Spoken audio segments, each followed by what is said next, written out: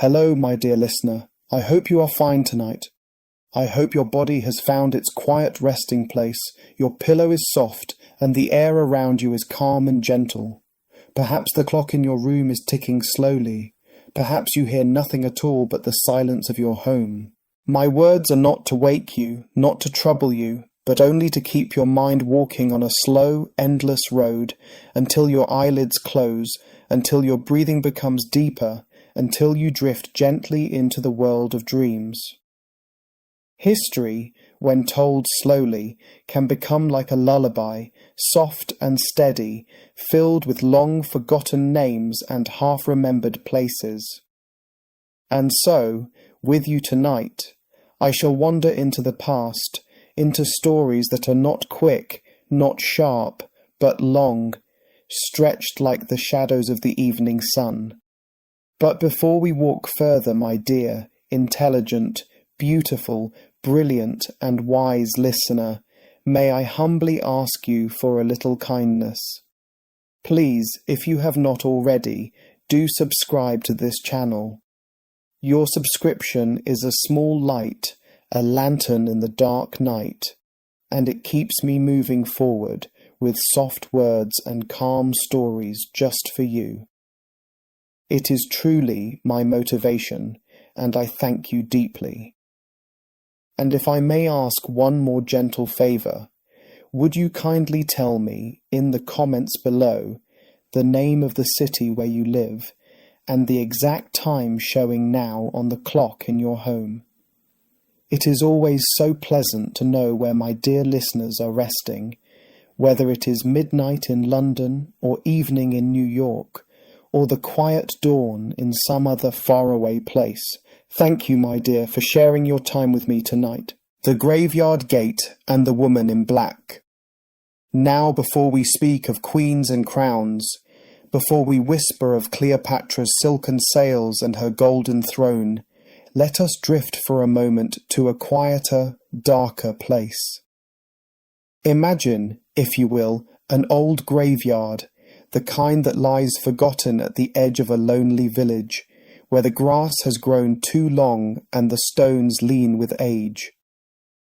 The iron gate stands tall but rusted, its bars cold and unwelcoming, and the wind sighs as it moves through the trees, carrying with it the scent of damp earth and old leaves.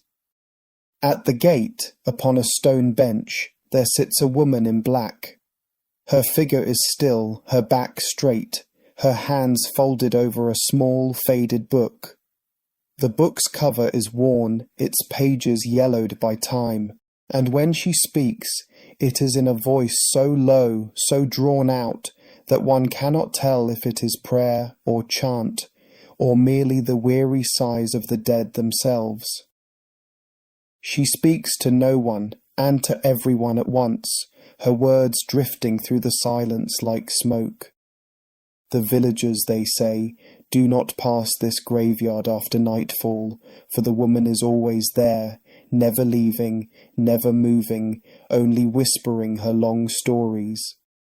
And tonight, as your eyes grow heavier, it is her story we shall hear. She does not begin with herself, nor with the graves that surround her. She begins with the tale of a queen whose name has stretched across centuries, a queen who is remembered both for her beauty and her cunning, her charm and her power. She speaks of Cleopatra, last pharaoh of Egypt, who lived more than 2,000 years ago. And though the world remembers her as the woman who charmed Roman generals and ruled over Nile's kingdoms, the woman at the gate tells her story in a tone so slow, so heavy, that it feels less like history and more like a shadow moving across the ground. As you listen, you may not remember every word, for the words are long and drawn, made only to ease your mind into slumber. But still, my dear listener, the story goes on, and we are here to walk beside it, softly, step by step. The Graveyard. Silence, and the first whisper of Cleopatra. The woman in black turns the page of her worn book, though the wind almost seems to lift the paper for her. Her lips part again, and her voice carries through the iron bars, past the leaning stones, and into the long weeds that sway gently under the moonlight. She speaks not in haste, but in a slow rhythm, like a candle flickering in a draught, steady yet always on the edge of vanishing. She says that Cleopatra was born not in the heart of Egypt's deserts, but in the city of Alexandria, the shining pearl of the Mediterranean. She belonged not to an ancient line of pure Egyptian pharaohs, as most might believe, but to the dynasty of the Ptolemies, Greeks who had ruled Egypt since the time of Alexander the Great. And so she was both Egyptian and foreign, both queen and outsider, her blood a mixture of lands.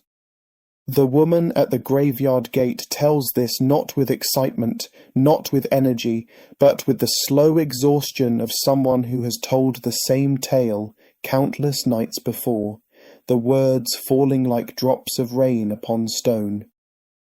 She reminds us that Cleopatra spoke many tongues, Greek, Egyptian, and perhaps several more. She could speak to scholars, to priests, to merchants, and even to ordinary farmers of the Nile. Her voice, it is said, was not merely beautiful, but persuasive, charming, and carefully trained, like the music of a flute drifting through the night.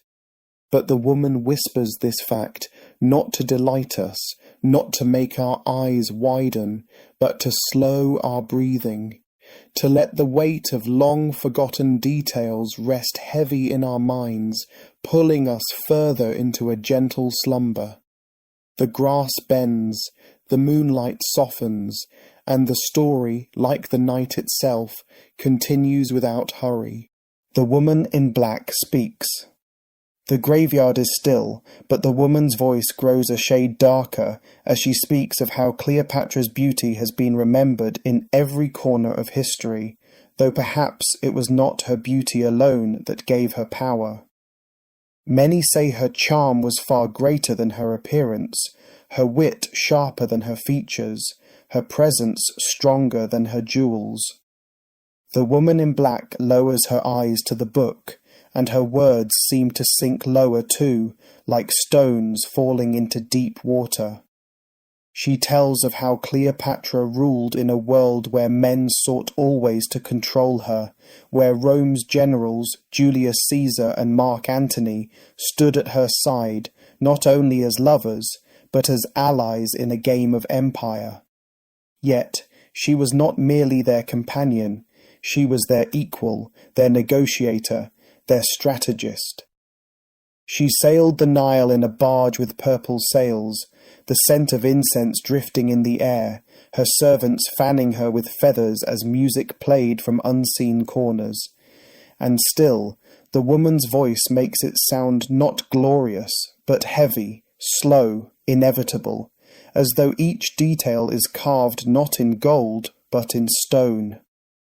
She reminds us too of Cleopatra's end, though she speaks of it softly, almost as though afraid to wake the sleepers in their graves around her.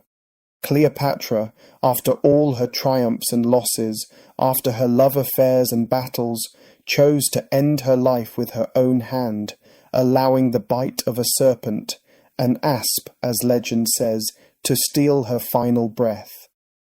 The queen who once commanded armies and dazzled empires fell into silence, into the eternal rest that all must one day know. The woman at the graveyard gate closes her eyes when she tells this, as if remembering not only Cleopatra, but every voice, every soul that history has let slip into the endless night, the boring elegance of Cleopatra's daily life. The woman in black, still seated at the graveyard gate, lets her fingers rest upon the frail pages of her book. Her voice, low and stretched, begins to describe not only Cleopatra's power, but her days, her rituals, her ordinary habits, which in time have become extraordinary to us. She says that Cleopatra bathed not in simple water, but in baths perfumed with oils and petals, the air filled with the heavy scent of roses and jasmine.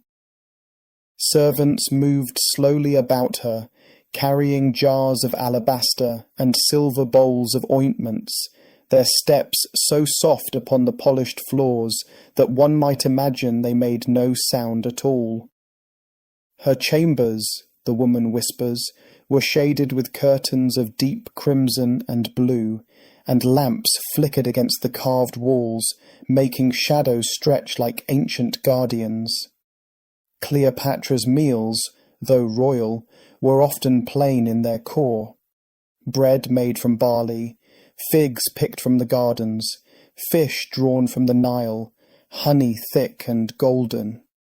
Yet each dish, no matter how simple, was served upon plates of gold or glass, as though to remind all who entered that she was no common queen, but the ruler of Egypt's wealth.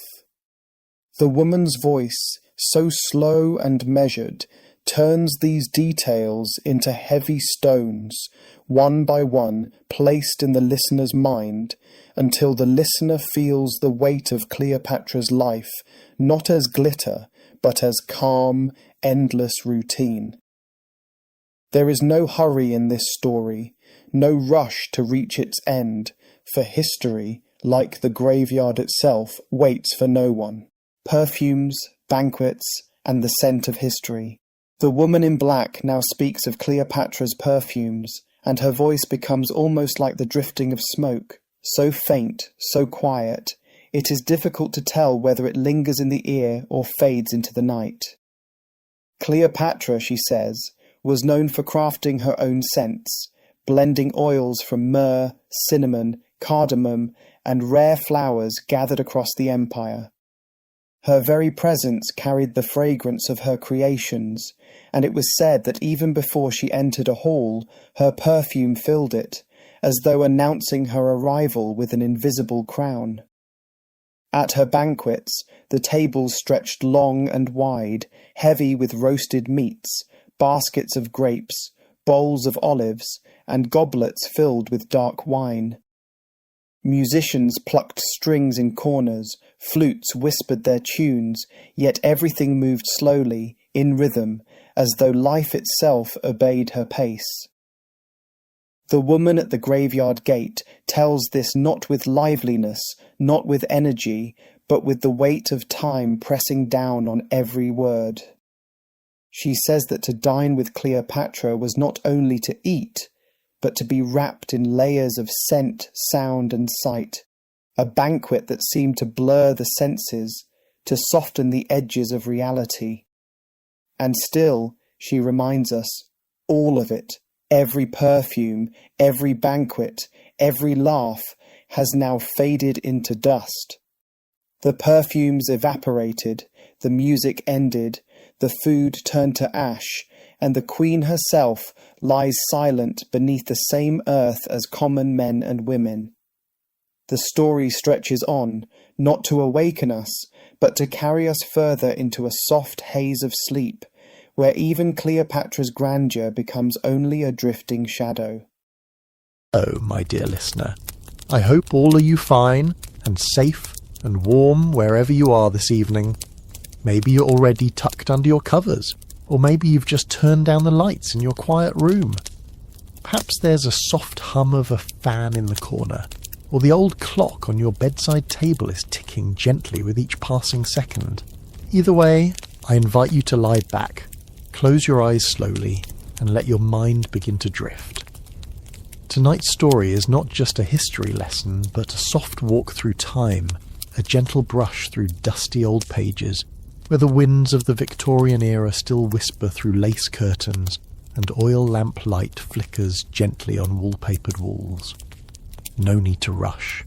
No need to worry about the day that has passed.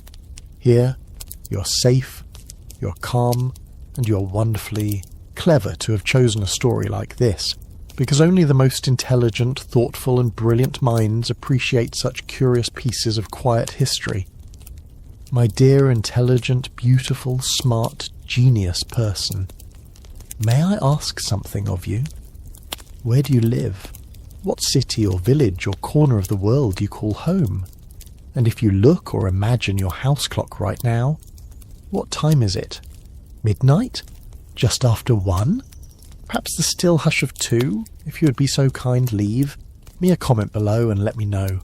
It's always a pleasure to hear from those who travel with me through time, softly, slowly. And now, onward we go. The Graveyard Woman, suspenseful, calm story. But before we step fully into the world of corsets and calling cards, let me tell you a tale. Not a loud one, not jarring, but soft, old and shadowed with a mystery the winds themselves remember. There was once, not too far from the old village of Bath in southern England, a quiet hill with a stone gate. This gate belonged to an ancient graveyard, overgrown, silent, cradled by ivy and bramble. One autumn evening in the late 1840s, under a sky thick with fog and stars barely blinking through the mist, a woman was seen sitting on the stone bench beside that gate. She was wrapped in dark shawls, her face pale as the moon above. She wasn't crying nor praying, she just waited. People passing by said they heard her speak, not to them, but softly, almost as if she whispered to someone beneath the ground. "Edmund," she would say, "you promised you'd return before winter came." Some said she was mad. Others swore they saw a man in a top hat walk past her, tip his head and vanish between the headstones, though no such man was ever found. What's most curious is that no one could remember her entering or leaving, only that on foggy nights she appeared, always at the same time, always at that gate, and yet the strange comfort of her presence lulled passers-by, not into fear but into a curious peace. As though whatever grief she held, she cradled it so gently it quieted the wind itself. Her story, like so many, is lost to time, but tonight it begins your journey, and now, with our hearts softened and the mystery cradled safely in your sleepy thoughts, let us tiptoe gently into the candlelit parlours and rigid rituals of the Victorian woman's life. In the drawing rooms of respectable society, even the way one sipped tea was governed by unspoken codes. Victorian women, poised on embroidered settees, did not simply drink, they performed. The teacup must be lifted with thumb and index finger at the handle's curve, pinky neither extended flamboyantly nor curled too tightly.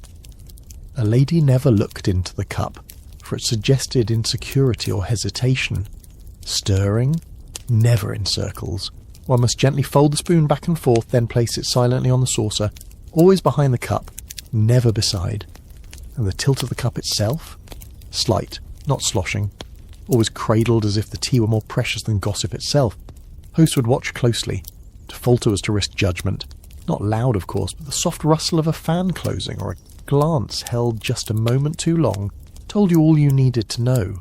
In an era where expressing desire could be social suicide, women learned to communicate in the most whispered of ways, through the flick of a fan.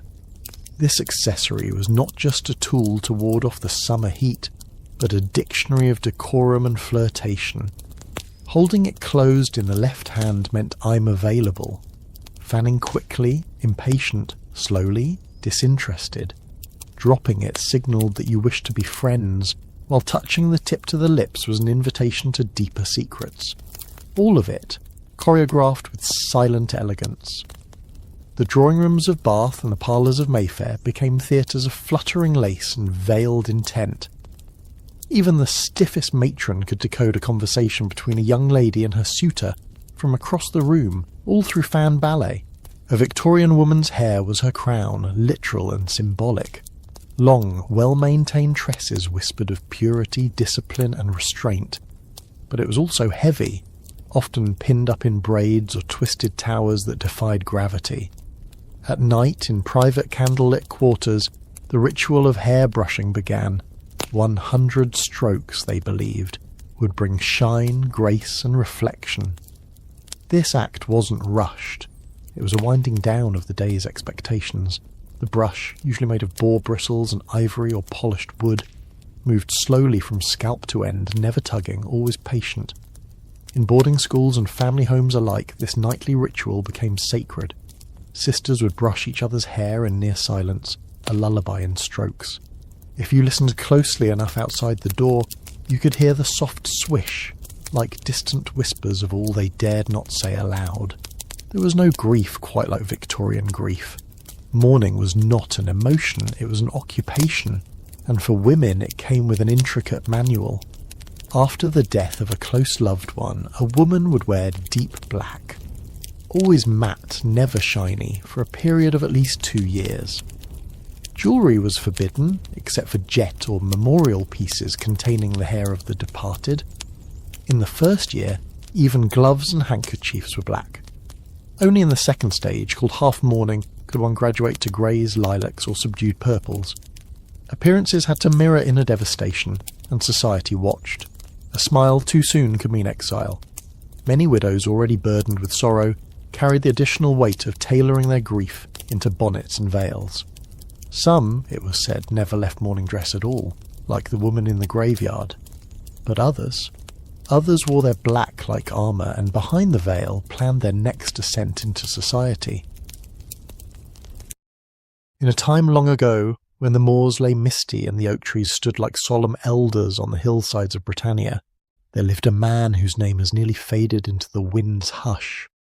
Not a king, not quite a legend, and not entirely a ghost. He was simply known in whispers as Bren of the Heather Vale. He lived not in grandeur nor in stone castles, but in a modest wooden roundhouse nestled beside a stream that hummed its watery lullaby all through the seasons. The air then was different. Not loud with machines or wires, but slow like honey poured from a wooden spoon. In those quiet hours before the Romans stretched their iron roads across the land, the Celts breathed in rhythm with the earth, not against it. And so Bren, a warrior only when truly needed, tended to sheep, carved bone charms and lit his fire with flint and patience. He had a scar above his brow, but no one knew how he got it, and he never said. My dear, gentle, beautiful, intelligent, softly glowing listener, where do you find yourself? Right now? In which city? Which sleepy corner of this wide old world do you rest your head? Would you be so kind, my genius friend, to let me know your location, and what time the clock on your bedroom wall quietly ticks? Please leave me a comment below. I would so love to know. Draw now. Dim the lights, if you haven't already. The Empire came slowly, like a creeping shadow at dusk. It did not gallop in with trumpets and flames. No. It edged forward mile by mile with Roman sandals pressing into moss and earth. Roads were laid as if stitching the land closed. Camps sprang up, smoke rising like foreign prayers. And yet Bren did not stir. The elder trees remained, the sheep still bleated, and the heather bloomed purple and wild. He spoke little, laughed rarely, and only raised his hand in anger when a wolf threatened the herd. He had no love for conquest, but he held a quiet watchfulness, the way a falcon keeps the sky in its eyes. And so, the village began to change. A Roman trader arrived, offering wine in clay jars, figs from unknown lands, and bolts of linen that shimmered unnaturally. The druids frowned. The grandmothers warned. But many, drawn to novelty and the glint of empire coin, welcomed the stranger. Only Bren remained as he was, calm, still, like the stones that circle the old hills, unmoved by wind or time. The Romans offered something they called pax, peace, but it came with a yoke, taxes, tributes, and the slow erasure of story. The sacred springs were fenced, the oak groves cut. and in place of fire circles, squares of marble and lore were laid. That was when Bren finally spoke, not with sword, not with fire, but with presence. He stood at the village's edge, cloak draped like the mist, and said in a low tone, "I will not forget who we were." And some heard him, not with ears, Bubbles, but with hearts. A few followed. Most did not. "Oh, precious soul, still with me? Perhaps your pillow is cradling your cheek just right now. Perhaps the dim light glows beside you, or maybe your eyes are already fluttering gently like leaves on a summer breeze. If you truly enjoy this quiet world we're building here together, do drop a comment with your location and the local time by your bedroom clock. It helps me imagine all the sweet dreamers across this world, drifting gently together. Now, dear one, let us drift back." When the Roman commander Lucius arrived to speak with Bren, it was not a battle, it was a conversation. The two men sat near the stream, one in polished armour, the other in wool and leather. Birds chirped, water danced over stones, and the silence stretched like ancient linen between them. Lucius offered trade, title, even silver. Bren declined all. "Your peace," he said gently, "comes with forgetting, and I was born to remember." Lucius left with a sigh, not anger, for even conquerors sense the weight of rooted souls. From that day Bren was watched. Not hunted, not arrested, just watched. The way stars are watched before they vanish with the dawn. He lived many more winters, aged like bark. Children grew up hearing of the man who spoke with Romans but bowed to no one. He taught them to listen, to the birds, the rivers, the dreams.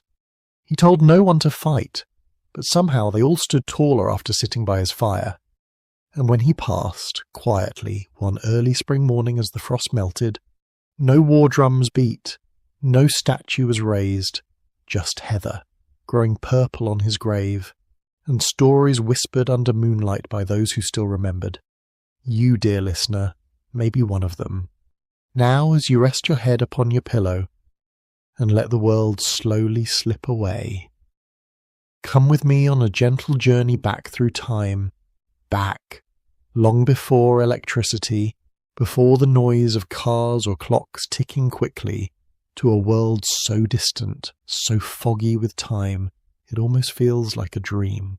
It was the year 864, or perhaps a little earlier, nobody really knows, and the sky was grey, as it often was in the northern lands. Mist rolled across the hills like a blanket pulled lovingly across a tired child. It was cold and the air smelled of salt, metal and wood smoke. Somewhere not far from the shore the longboats rested like sleeping giants. Their carved dragon heads, once fierce and roaring through the waves, now looked tired, as if they too wished to sleep. Oh, sorry, good evening, my most precious listener. You, yes you, she, yes you, the intelligent, beautiful, smart and genius person listening right now. Hope you're well wherever you may be in this curious world. Tell me, dear friend, in which city do you reside? And what does the clock in your home say at this very moment? Please, if you would be so kind, do leave me a comment with your answer. It would truly warm my heart. But just beyond that peaceful shore, there was something else. Something strange. An old graveyard, hidden behind a broken stone wall, leaned quietly into the fog. The wind did not dare blow through its iron gate, which hung slightly open, creaking like a whisper from another time. And there, just there, an old woman sat, wrapped in a cloak made of grey wool. Her face was shadowed, her fingers long and still. She didn't speak, not at first. She waited, and when the village bell tower chimed once and then twice, she raised her head and said in a voice that sounded like leaves brushing stone, "They came from the sea. Tall, wild-eyed men with braids in their beards and axes in their hands. But it wasn't their weapons that brought fear. No, it was the way they laughed." Her tale begins here, and I promise you, dear listener, by the time this soft journey ends, you will already be deep in sleep, drifting calmly, gently, far away from any noise or worry. The Viking warrior known as Ivar the Boneless was not called so because he had no bones. No, that would be far too crazy a thought. Rather, his limbs moved like smoke, soft and unpredictable, his body folding in battle like cloth, then springing upright like a branch in wind. Ivar was said to be the son of Ragnar Lodbrok, a name soaked in tales of snake storms and the sound of oars slapping the sea. Ivar did not scream in battle, he whispered. Villagers claimed he could hear a man's thoughts before he swung his axe.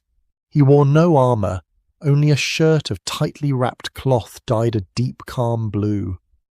When Ivar walked into a hall, even the fire in the hearth seemed to grow silent. He was feared not for cruelty, but for control. His calm was the kind that makes even wolves pause. And now, dear listener, as the story softly unfolds, imagine the crackle of an old fireplace beside you, and the whisper of sea wind just beyond your window. Bjorn Ironside, the iron-hearted, iron-willed, sailed further than most dared dream. His ship, the Pale Raven, was built not from ordinary timber, but from trees that had only ever seen moonlight. Or so they said. His crew did not sing, for Bjorn forbade music on the water. The sea sings loud enough, he once told a monk before burning his parchment library. They said Bjorn once stood barefoot on the burning sands of Africa, watching elephants cross the horizon, his arms folded, his face unreadable. It was not conquest that moved him, it was distance. To be far from all that was known, that was his religion. In the deep corners of old European maps, you might still find etched in faded ink, here was Bjorn, Harald Hardrada, the thunderous king who dreamed every night of fire. Not fire of destruction, but of memory.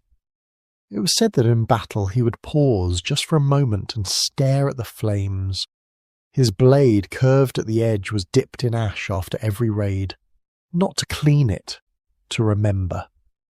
Harold had marched with Byzantine emperors. He had sailed through storms so black even the sea forgot itself. When he returned home, he built not a hall but a library. Yet every book was blank.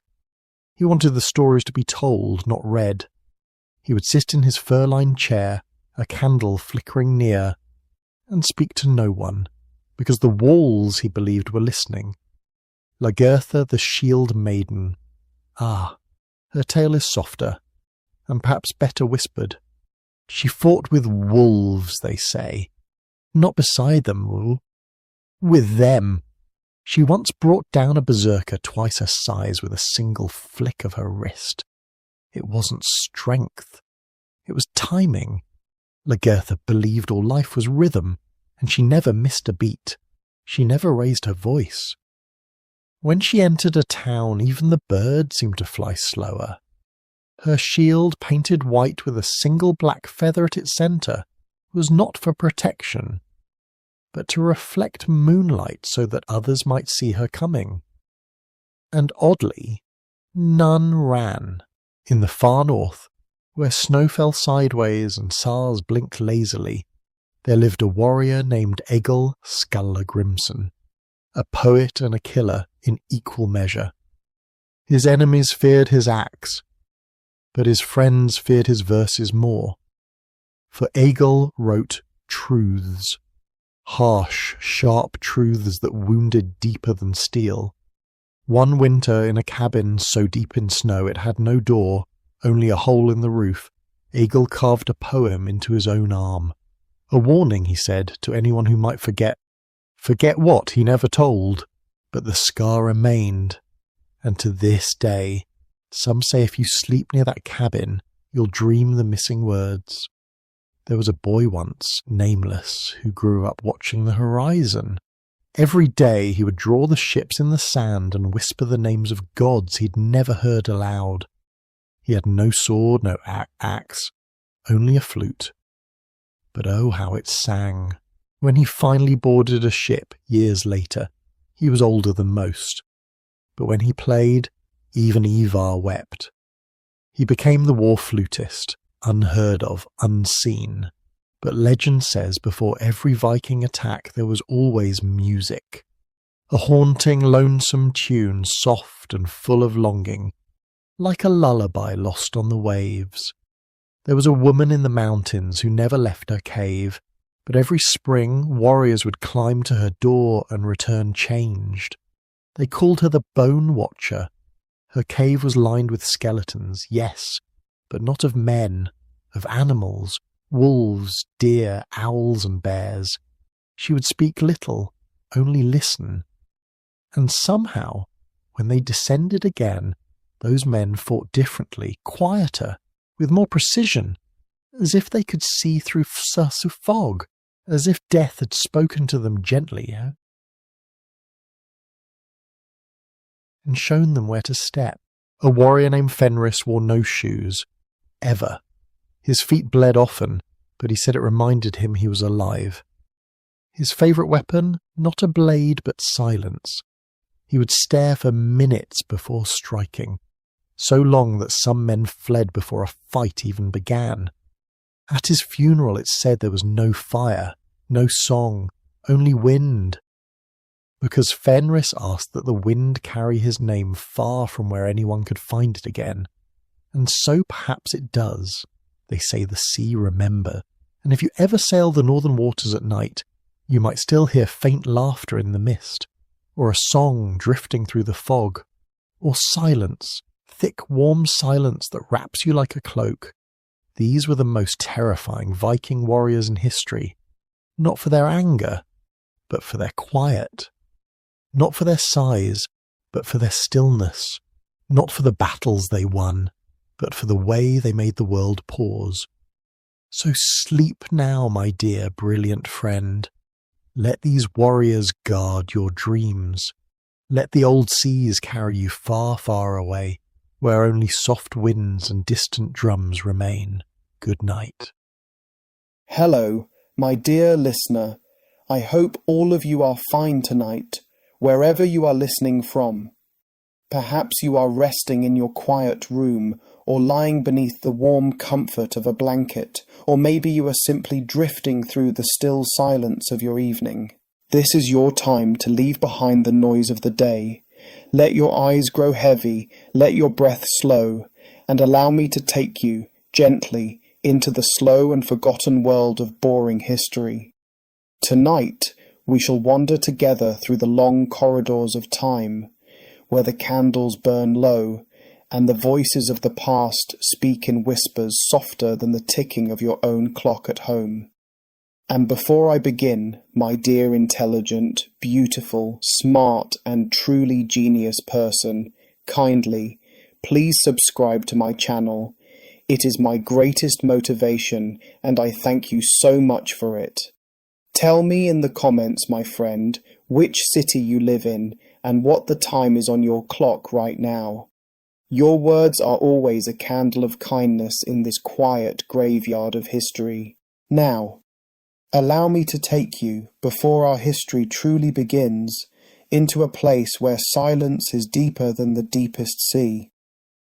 Imagine, if you will, an old graveyard at the edge of a forgotten Irish village. The year is lost somewhere in the 1800s. The stones are crooked, leaning into the earth like tired old men, and the iron gate creaks whenever the cold wind passes. Beneath the dim light of a moon hidden by clouds, there is a woman, seated just outside the graveyard's gate.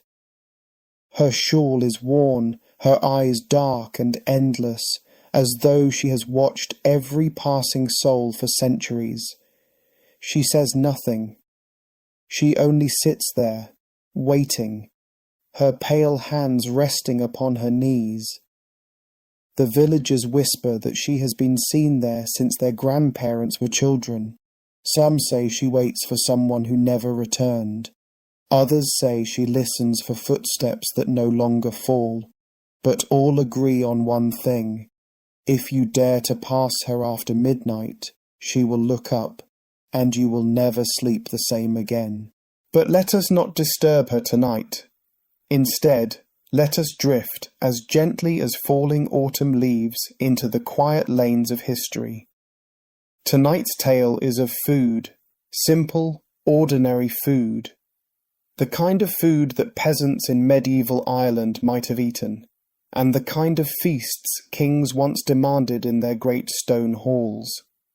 There is nothing glamorous here, no glittering banquet fit for a ball, only the humble bread of barley and oats, the thin broth made from cabbage or leeks, and perhaps, on a fortunate day, a piece of salted fish from the river. These were the meals that filled the bellies of those who lived and toiled in the green fields, long before the world as we know it ever began to turn in its modern rhythm. For the peasants of medieval Ireland, life was not rich with variety. Day after day, they chewed the same dark bread, heavy and coarse. Butter was a treasure, milk a comfort. But meat. Meat was a luxury few ever saw. A thin porridge, sometimes so watery it was more memory than meal, simmered in small clay pots over smoky fires. Their spoons were carved of wood, their bowls chipped and cracked. Yet they ate slowly, in silence, with only the faint bleating of sheep or the distant crow of a rooster to remind them of the living world outside their cottages. Nothing exciting here, nothing dramatic, only the stillness of ordinary existence, dull enough, perhaps, to make your eyes close, and close again, until sleep comes like a shadow on the edge of the graveyard we left behind. For the peasants of medieval Ireland, life was a slow rhythm of hunger and survival. Their bread was coarse and dark, often heavy with barley, for wheat was too costly and reserved for those of higher status. They chewed it with patience, each bite filling their mouths with a grainy dryness that demanded water or milk to soften its passage. Butter, when it could be churned, was a treasure spread thin upon the bread. Porridge simmered endlessly in clay pots. Oats stirred with wooden spoons until they thickened into something between meal and memory. Sometimes wild herbs were gathered from the hedgerows, boiled into watery soups, giving a hint of flavour, but never enough to delight. The fires smoked in their cottages, the roofs low, the air thick with the smell of peat. They ate not in haste, for there was little to rush for, but in silence, letting the simple taste of survival rest upon their tongues. And in that silence, one might hear the faint echo of their own breath tonight, slowing, matching theirs across centuries. When the seasons turned, the meals did too. In the hard winters the peasants grew thin. Food was stored carefully, though never enough.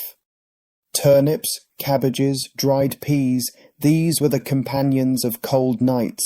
Families sat close to the fire, their shadows trembling on the walls as bowls of thin stew were passed from hand to hand. In summer there was some relief. Fresh greens appeared, and berries could be gathered. But still the pattern of food was repetition, an endless circle. The same oats, the same bread, the same boiled vegetables again and again, until the days blurred together like an old song hummed too many times. This monotony, while hard for their stomachs, is a gift for us tonight, dear listener. For what is more calming than the repetition of simple meals, the unchanging rhythm of ordinary life? As your own thoughts begin to repeat, softly, dully, gently, your mind may drift, the way smoke drifts upward in a quiet cottage, fading into nothing. But above these peasants, in their stone halls and castles, kings and lords sat at tables far different. Their meals were not silent, but filled with the noise of cups and laughter, the echoes of dogs barking for scraps, and the heavy music of minstrels. Yet even in this, the food tells us its story.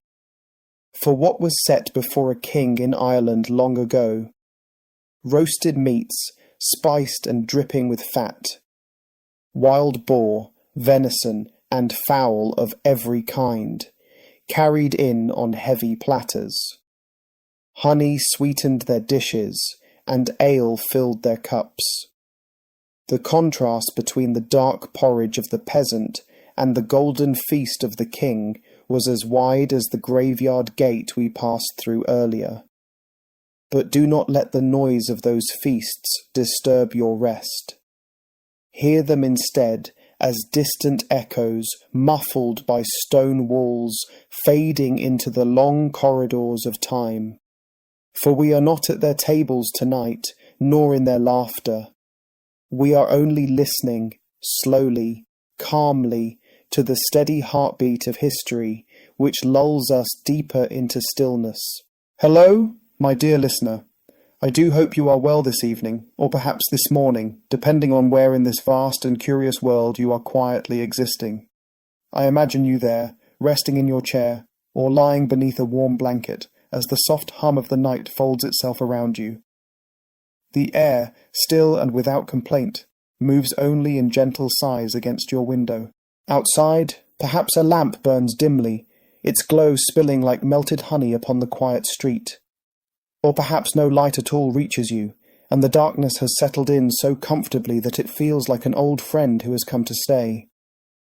We will wander together now, you and I, through thoughts and times long past, our pace unhurried, our steps slow enough that even the ticking of your clock might feel like the steady beat of a sleepy heart.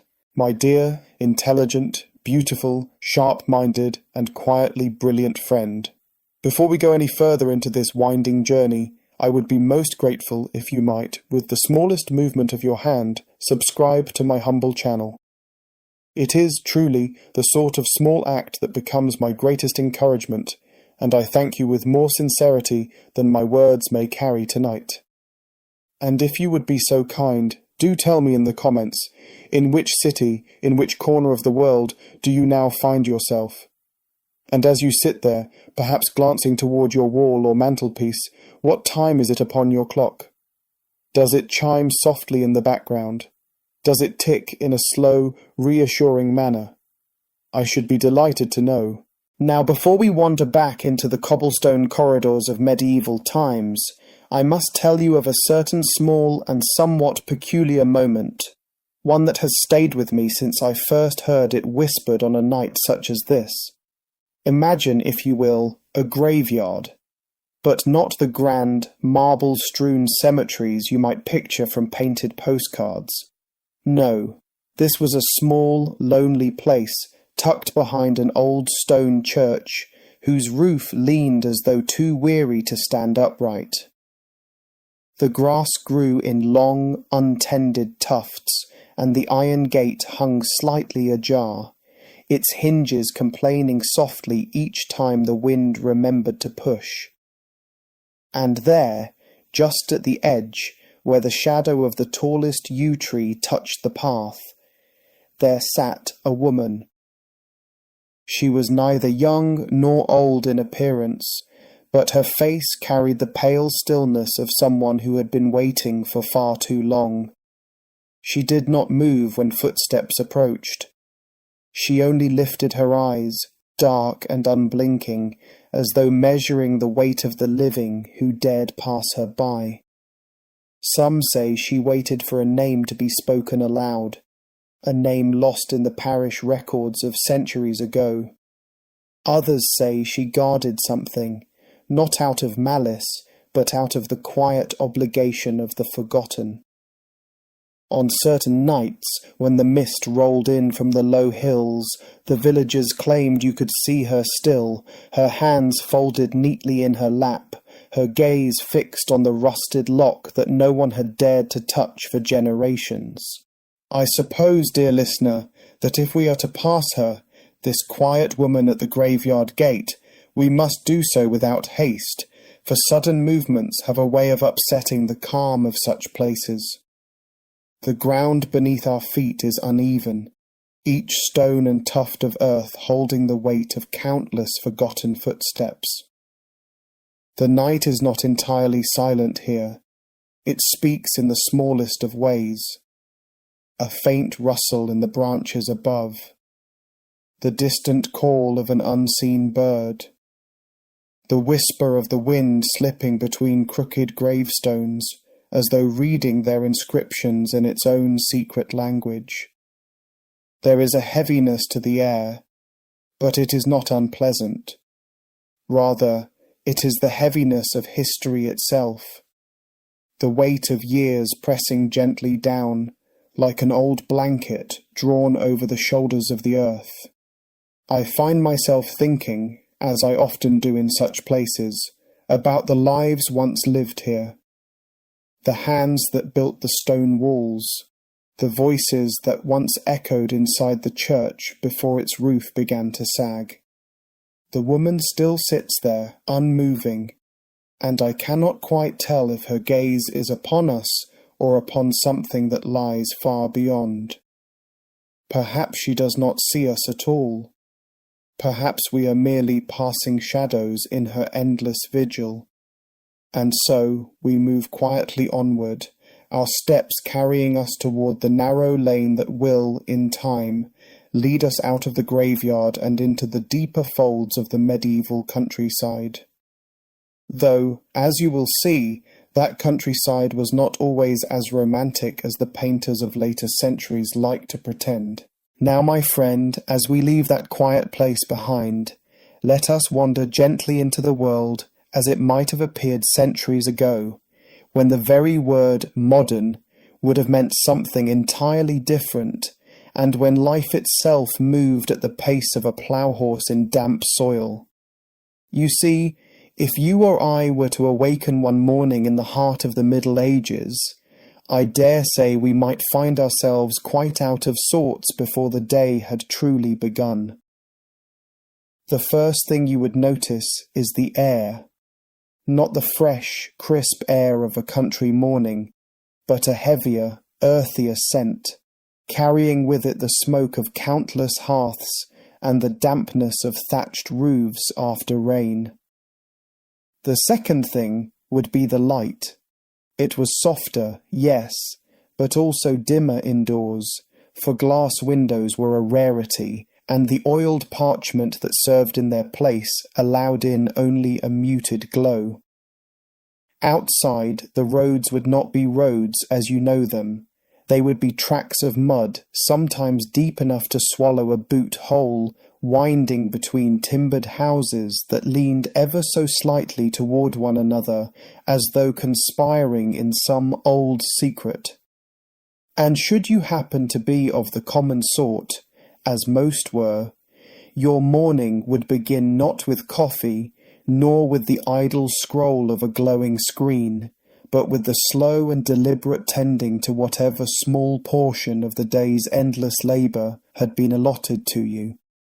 It might be the gathering of water from the well before the sun had risen high enough to warm the stones. It might be the feeding of animals, or the mending of tools worn thin from use. And all the while, the knowledge would sit quietly in the back of your mind that no matter how early you began, the work would not be done before nightfall. Nor would it be done the next day, nor the day after that. But perhaps you think, my dear, that a day in the Middle Ages might offer its charms in the form of the market square, with its bright banners fluttering and its tables laden with goods. And yes, on certain days there would indeed be a gathering of merchants, their voices rising in the ancient melody of barter. Yet even here the romance fades quickly. The smell, oh, the smell, would be an uninvited companion, for the market brought together not only baskets of apples and bolts of cloth, but also cages of live fowl, barrels of fish in various stages of freshness, and the sharp metallic scent of meat recently cut. The cobblestones beneath your feet would be damp, not from a recent rain, but from the water thrown out by stall-keepers washing their wares, or from less pleasant sources one might not wish to identify too closely. You would find yourself surrounded by people whose clothes bore the marks of both their labour and the earth itself, and whose conversations were coloured not by politeness, but by the simple efficiency of survival.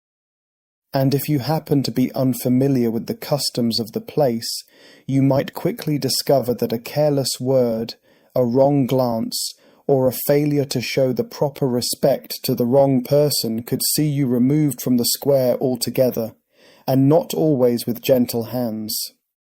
Hello, my dear listener. I trust you are well.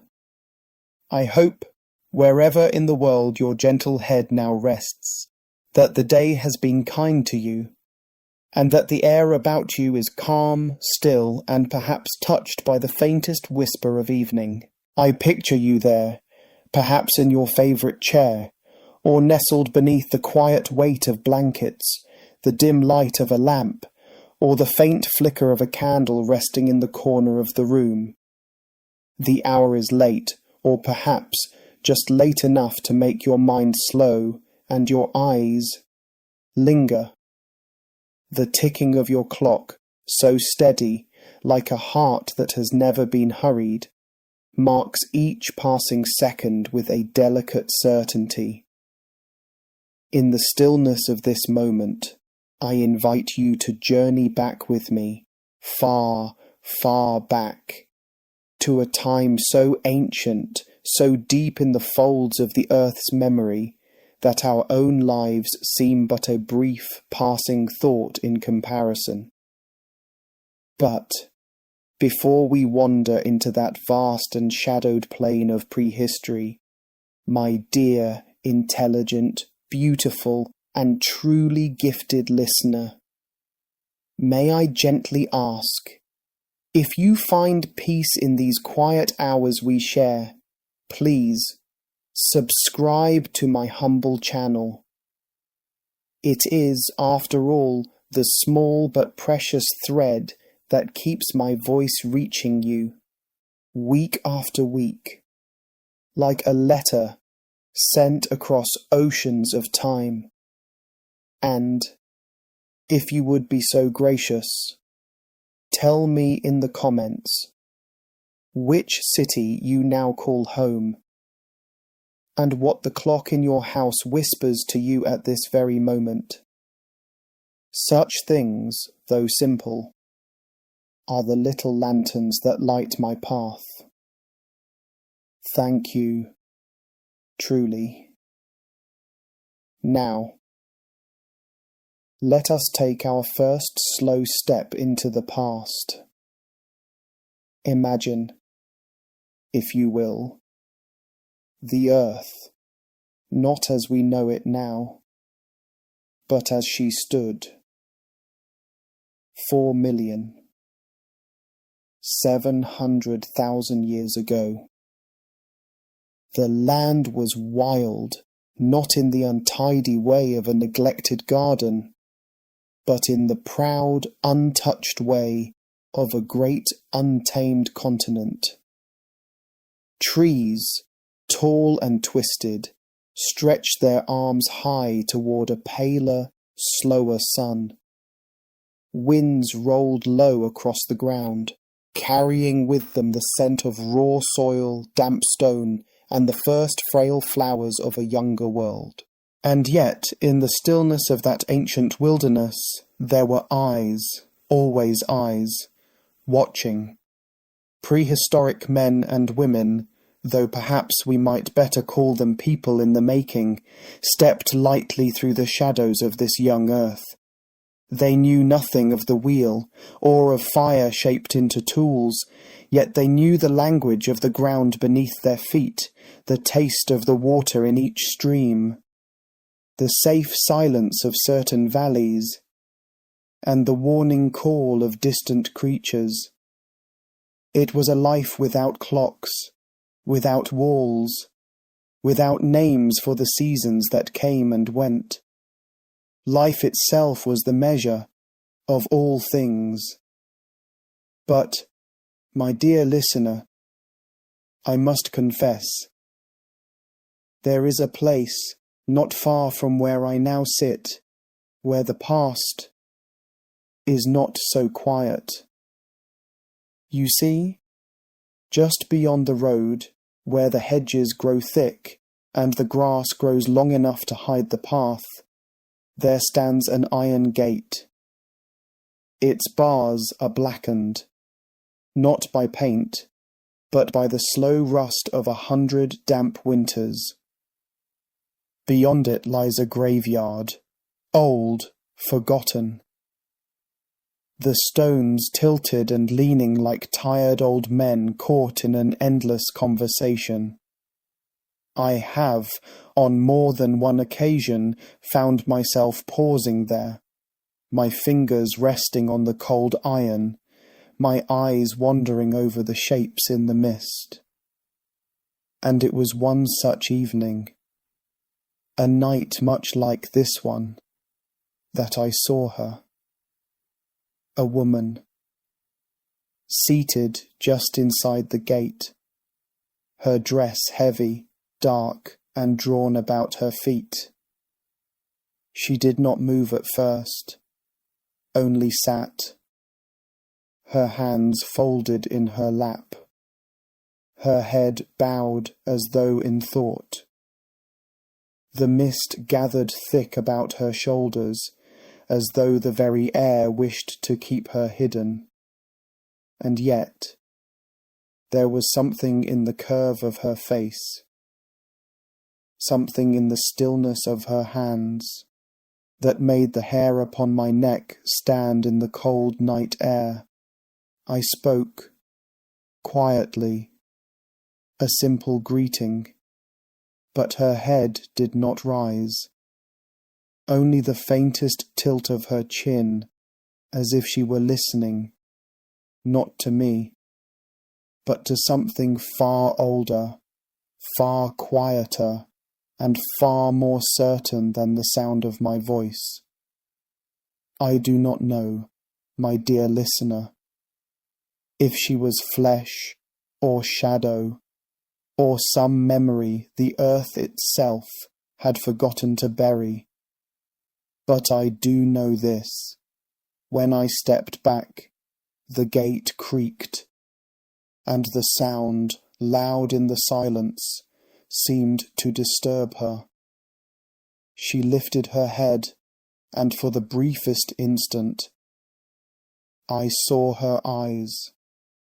Not the eyes of the living, not the eyes of the dead, but the eyes of someone who had been waiting for far longer than you or I could bear to imagine. And then she was gone.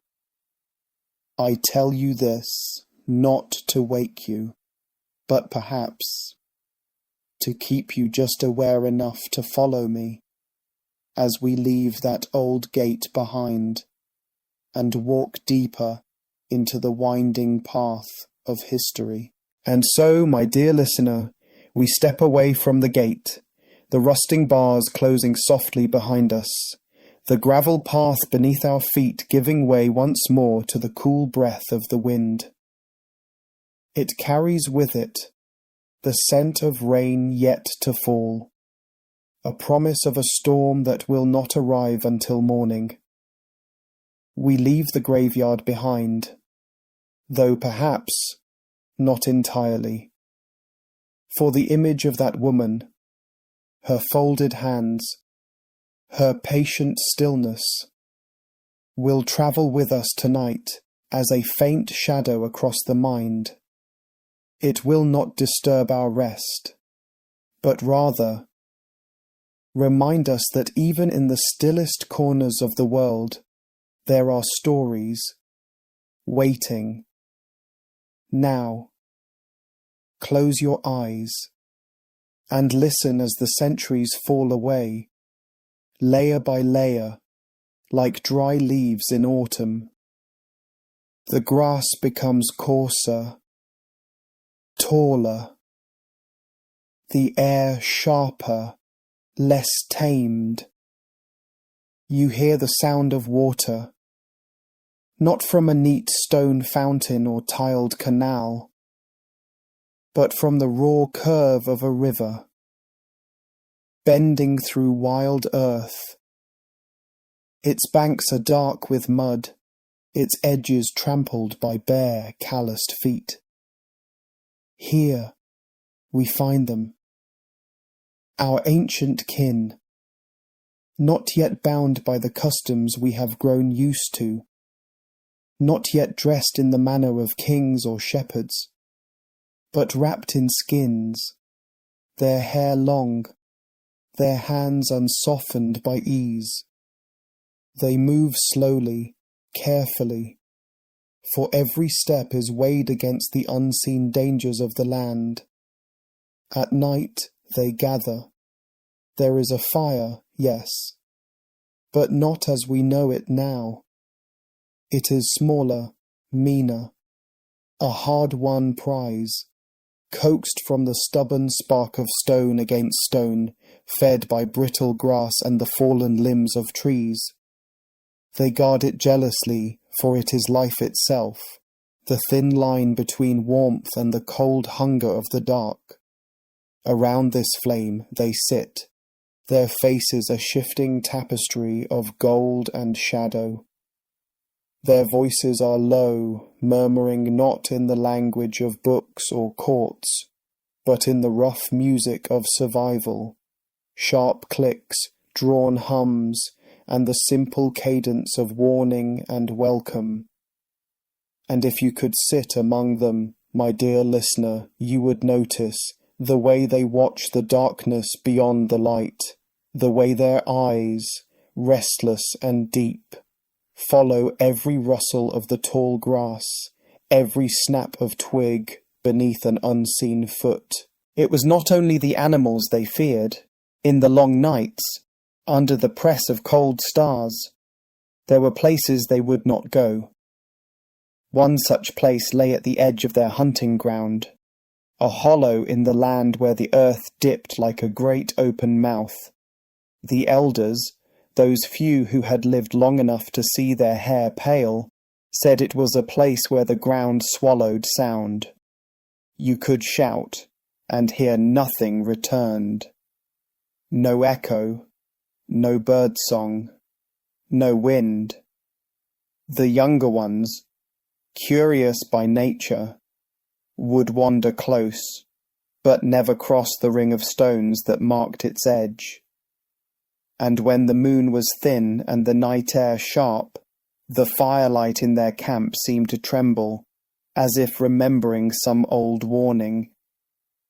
It is strange, is it not, how even before we had names for fear, we knew where to find it.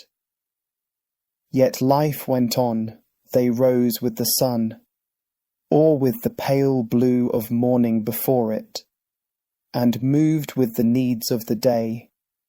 They gathered roots, dug for water in the dry season, hunted in small, careful bands. They learned the ways of the animals, how to walk in the shape of a shadow, how to drink without drawing notice, how to take only what was needed. For waste was a danger they could not afford. And always, the seasons turned. In the warmer months, the air was thick with the scent of flowering grasses. In the colder, frost bit at the edges of the world, hardening the ground, slowing the rivers. They had no word for year, yet they felt its passage all the same. They saw it in the swelling of bellies with child, in the silvering of hair, in the way the stars shifted overhead, drawing patterns they could not name but always remembered. Sometimes, on nights when the air was unusually still, a few among them would wander away from the fire, not far, just enough to feel the weight of the darkness press close. And there, standing alone, they would look upward. The stars then were the same we see now, and yet somehow different. There was less light from the earth to dull them, and so they burned sharp and clean, each one a needlepoint of pale fire. And in that vast, endless scattering, you could almost believe you were not looking at the sky, but into some deep, unending ocean. Perhaps they felt the same strange ache we do, staring into that distance. The quiet knowledge that we are small, and that time will go on without us, as it has without so many before. And perhaps that is why they told stories. Not in the way we tell them now, with neat beginnings and tidy ends, but in fragments, shared around the fire, woven into the rhythm of hands working, feet walking, eyes watching. A story of the great cat that came in the night. A story of the river that rose without rain. A story of the shadow that followed them from the hollow, but never came closer. It is easy here in our modern rooms to think of them as distant, strange, almost another kind of being entirely.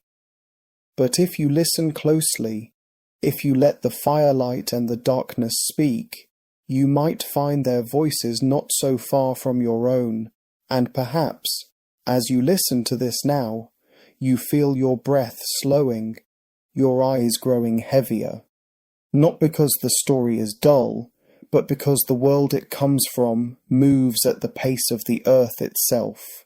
And so, my dear listener, the night turns, and the fire, once lively and quick, settles into its slower breath. The flames no longer leap, they sway, they lean. They sink into themselves as though grown weary of their own dance. Around them, the shapes of those early people blur, their outlines softened by sleep, their breaths rising in a slow, unbroken tide.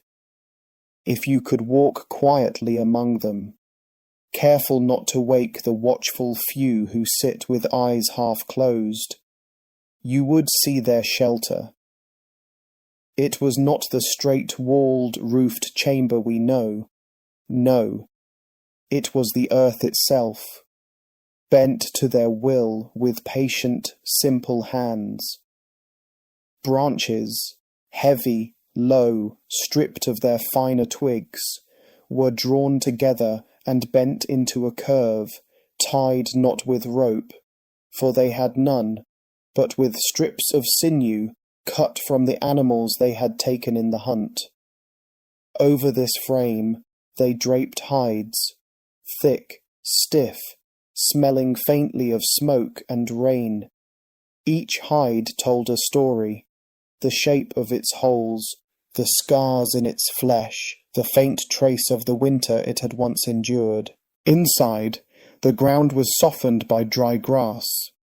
They did not lie on it as we do upon beds, for comfort was not the aim, only the small mercy of warmth and a barrier between body and cold earth. Their tools, too, were simple, yet made with care. Stones chipped until they split into sharp edges, bones shaped into points, into hooks, into narrow scrapers that could strip a hide without tearing it. These tools were not possessions in the way we think of them now, not treasures kept for pride or display. They were extensions of the hand, meant to be used until they broke, then remade. And still, there were the stones, large ones, heavy, unmoving, scattered across their world. To us, they would be nothing more than obstacles in the grass, but to them they were markers. Silent witnesses to the movements of the tribe. They remembered where the animals passed, where the water lay deepest, where the wind dropped into a stillness so complete that even the air felt older there. It was around one such stone that the story comes. They say, though no one can name who first spoke it, that on a night when the air was dry and cold, a man set out alone from the fire. He was young, restless, and sure of his own skill. His hunt had gone poorly in the day, and he meant to bring back meat before the sun returned. He followed the low line of the river, keeping its quiet rush to his right. The moon hung low, caught in the branches of the taller trees, its light just enough to paint the ground in silver shapes. And then he saw it. A great stone, taller than a man, standing alone in the clearing. Its surface was smooth, not like the broken, jagged stones of the riverbank, and it leaned slightly forward, as though listening. He approached, slowly, and found, carved into its face, marks. Not the scratches of animal claws, nor the random cracks of weather, but marks that seemed made by hands like his own.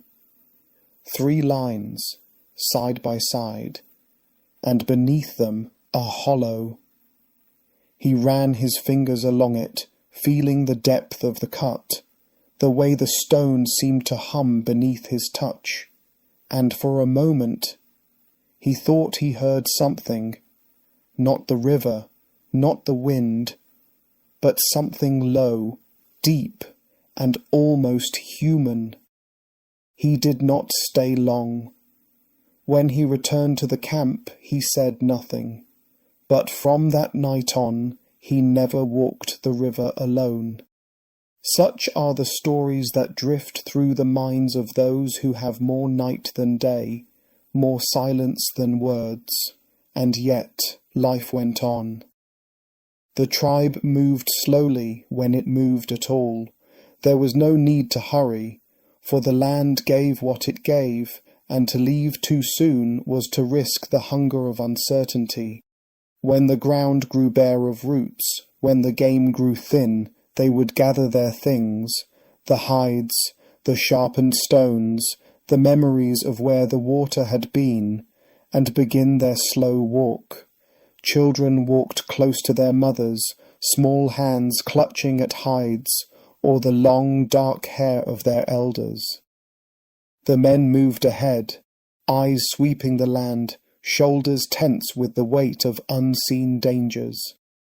The old ones came last, slower, more certain, their steps falling in rhythms learned over seasons too many to name. And always, there was the fire. Even in the march, someone carried it, not as a flame, but as embers, banked deep in a hollow of bark and moss. This too was life. It could not be lost. When they found a place, a curve of riverbank, a shallow rise with the wind at its back, they would stop. The shelters would rise again, the tools laid out, the embers coaxed into flame, and for a time, that place would be theirs. In the deep stillness of those nights, you might imagine they thought of the future, but perhaps they did not. Perhaps they lived so entirely in the slow turning of the present that tomorrow was as distant as the stars. And in some ways, my dear listener, that is why their world feels so quiet to us now. It was not hurried, not pressed forward by the ticking of any clock, but stretched, smooth and unbroken, like a long breath taken under the open sky. And perhaps it is in remembering that pace that your own breath now slows and your eyes grow heavier. And now, dear listener, the day in that old faraway world begins, not with the clamour of bells or the hum of machines, but with the soft push of pale light over the edge of the horizon. It is not sudden. No, it creeps slowly, hesitantly, as though unsure if the night will allow its passing. The air is cool, heavy with the scent of damp grass. The smoke from the night's fire curls upward in thin threads, losing itself in the quiet breath of morning. Men, tall in the way of those who have walked their whole lives, rise without words. There is no rush, no sharp cry to hurry. They move as the land moves, slow, measured, patient. Today will be for hunting, but hunting in this time is not the chase we imagine now, not the thunder of hooves, the sudden strike. It is long, slow, a thing of hours, even days. It begins with watching. They kneel, pressing their hands to the ground. The soil tells them what has passed. The bent blade of grass, the faint depression where a hoof or claw has pressed. They read the land as we might read a book, though their letters are the stones, the wind, the pattern of leaves. When they move with the rhythm of shadows. They do not walk in straight lines, but in curves, in detours, in paths shaped by the needs of silence. Their steps fall where the earth is softest, where no brittle twig will cry out underfoot. Hours pass, yet the air seems not to change. The sun is higher, yes, but the forest holds the cool stillness of early morning. Somewhere ahead, the faint rustle of leaves speaks of movement, a deer perhaps, or something smaller. They do not rush toward it. They wait. They watch. One of them, older, his beard streaked with the pale touch of years, raises his hand. The others freeze. The forest grows even quieter, and then, from the corner of their sight, it appears. Not the deer they expected, but a shape, tall, unmoving. At first, they take it for the trunk of a tree. But no, it is too narrow, too straight. They watch it for a long time, expecting it to shift, to move, to show the twitch of an ear or the flick of a tail. It does not. The older man steps forward, slow as drifting smoke. He circles it, keeping distance until he sees. It is not an animal at all. It is a pillar of stone, rough, and yet almost shaped. Strange, for it stands alone, far from any other rocks, as though it had been placed there, not grown from the earth. At its base the grass is shorter, pressed down, as though something had stood there often. He touches it once, briefly. The stone is cold, colder than the air, colder than it should be. They leave it. The hunt continues. They take what they can, moving back toward the slow plume of smoke that marks the camp. But none of them speak of the stone, not to each other, not to the others who stayed behind. And yet, when the night falls, the fire seems smaller. It is a strange truth, dear listener, that even in a life so consumed by survival, there is room for the weight of the unknown. Perhaps it is why they told their stories, why they carved marks into wood or stone, why they taught the children which places to walk around and which to never approach. For the land was not theirs alone. It belonged to the rivers, to the winds, to the animals that moved like shadows at the edge of sight, and perhaps it belonged to others, those unseen, those who needed no fire to keep them warm. The night deepens. Around the fire, the tribe eats, meat roasted until it crackles, roots pulled from the earth and softened in the embers. The children, full and warm, curl into the hides and drift into sleep. The elders speak in low voices, their words slow, carrying more silence than sound. Above them the stars wheel slowly, patient, eternal, and perhaps as you lie now in your own quiet room, you feel the weight of that same sky. Perhaps your breathing has slowed to match theirs. Perhaps your thoughts have grown softer as the old rhythm of the earth works its way into you. For in the end, the story of life 4,700,000 years ago is not of battles or great kings, but of slow days, long nights, and the endless, patient passing of time, and perhaps, somewhere out there, in the vastness of the land, the stone still stands. And so, dear listener, the seasons turned again. In that quiet, endless time before the counting of years, the changes came not with sudden dates or loud declarations, but with the smallest, softest shifts. The wind grew sharper, the mornings longer in their pale silence, and the animals, one by one, began to move. The tribe watched.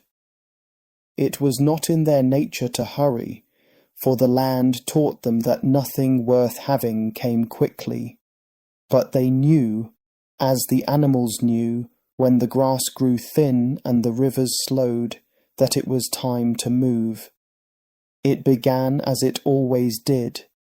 The gathering of hides, the binding of tools, the quiet lifting of the embers from the dying fire into their bark and moss cradle. There were no farewells to the place they left behind. The land did not belong to them, nor they to it. They simply moved on. The walk was not a march, but a drifting. Days stretched like thread between their beginnings and ends. They walked where the ground allowed, where the rivers bent low, where the sky above opened wide. Children clung to their mothers, sometimes carried, sometimes running ahead, their small feet leaving light marks that the wind erased within hours. The hunters kept to the edges, eyes sweeping the land, their bodies moving in that easy, unbroken rhythm, learned from years of following the game. Nights came quietly, without the rush of lights or the voices of far-off streets. They would stop at a rise or hollow, build the small, necessary fire, and rest. The stars, sharp, cold, unblinking, marked their slow journey far more faithfully than any map. And sometimes the land itself would shift in ways they did not expect. One such evening, after many days of walking, they came to a wide, flat plain. The grass there was shorter, the soil pale and dry. There were no trees, no hills, only the unbroken sweep of land as far as the eye could see. In the centre of that plain, there were stones. Not the scattered stones of riverbeds, nor the jagged teeth of mountain rock, but tall, narrow stones standing in lines. They did not seem placed by accident. No one in the tribe had been here before. At least none living remembered it. And yet the sight of those stones brought an unease that settled low in the chest. The elders stood a long while looking, saying nothing. When they did speak, it was softly, in the way of those who believe their voices might be overheard by something they cannot name. It was decided they would not cross the plain before morning. They would stay at its edge, where the taller grass still moved in the night wind. But as the fire burned low, some said they saw movement among the stones, not the quick darting of an animal, nor the sway of grass, but a slow, deliberate shifting, as though something walked there between the lines of rock. No one went to look. They rose early the next day, the plain pale under the first light. The stones stood still, their shadows long, stretching away from the rising sun. They crossed quickly, their feet making no sound on the dry earth. By midday, the stones were far behind them, and yet, as they made camp that night, someone, a boy no more than 8 summers, asked why it felt as though they were still being watched. The elders did not answer. The migration went on. They crossed rivers, some shallow enough to wade, some deep enough that the smallest children were carried on the shoulders of the taller hunters. The cold water pulled at their legs, its current whispering against the skin like the voice of something just out of reach. They moved through valleys where the air was thick with the smell of flowers and the sound of insects, and over hills where the wind came clean and sharp, tasting of snow yet to fall. Always they walked. Sometimes they found the bones of animals, not scattered by scavengers, but laid out neatly, as though placed. These they left untouched. In the evenings, when the firelight pooled in the hollow of their camp, the hunters would speak of the land ahead, of where the herds might be, where water might lie hidden. But there were also the other stories, the quiet ones, about the places one must never sleep, the shadows one must never follow. And always, always, the listener would feel their eyes grow heavier, not from fear, but from the slow weight of the journey, the endless, patient rhythm of life moving across an unending earth. By the time they reached the forest that marked the turning of their path, the stones of the far plain were only a memory, a faint shape in the mind, like a dream half remembered upon waking. And yet, dear listener, if you were to walk there now, on some cool, still evening, you might find the stones just as they stood then, and perhaps, if you were quiet enough, you might see the same slow movement between them. Hello, my dear listener. I hope you are well, truly well, tonight, or perhaps this morning, or even somewhere between the two. It pleases me greatly that you have found your way to this quiet corner, where voices are low, and the pace is slow enough that even the thoughts in your head begin to walk instead of run. In the minutes ahead, we will take a small journey, not a hurried one, not a journey that demands you keep your eyes open, but a journey that can, and perhaps will, allow your mind to drift until you find yourself somewhere softer, somewhere you do not need to hold yourself upright. Before we begin, my dear, intelligent, beautiful, smart, genius person, may I kindly ask that you please subscribe to this humble channel. It is my only motivation, and your kindness will never be forgotten. And, if it is not too much trouble, I would be grateful if you would tell me, in the comments, the city in which you live, and perhaps the time your clock shows at this very moment. I find it strangely comforting to imagine the quiet ticking of other clocks in other rooms. And now, before we turn our thoughts to the work of ancient shipbuilders, I must take you to another place entirely. It was some years ago when I walked through a town that time, had allowed to fade quietly into the background. Its houses leaned slightly, as though tired. Its streets seemed to hold more dust than footfall, and at the far edge stood the old graveyard.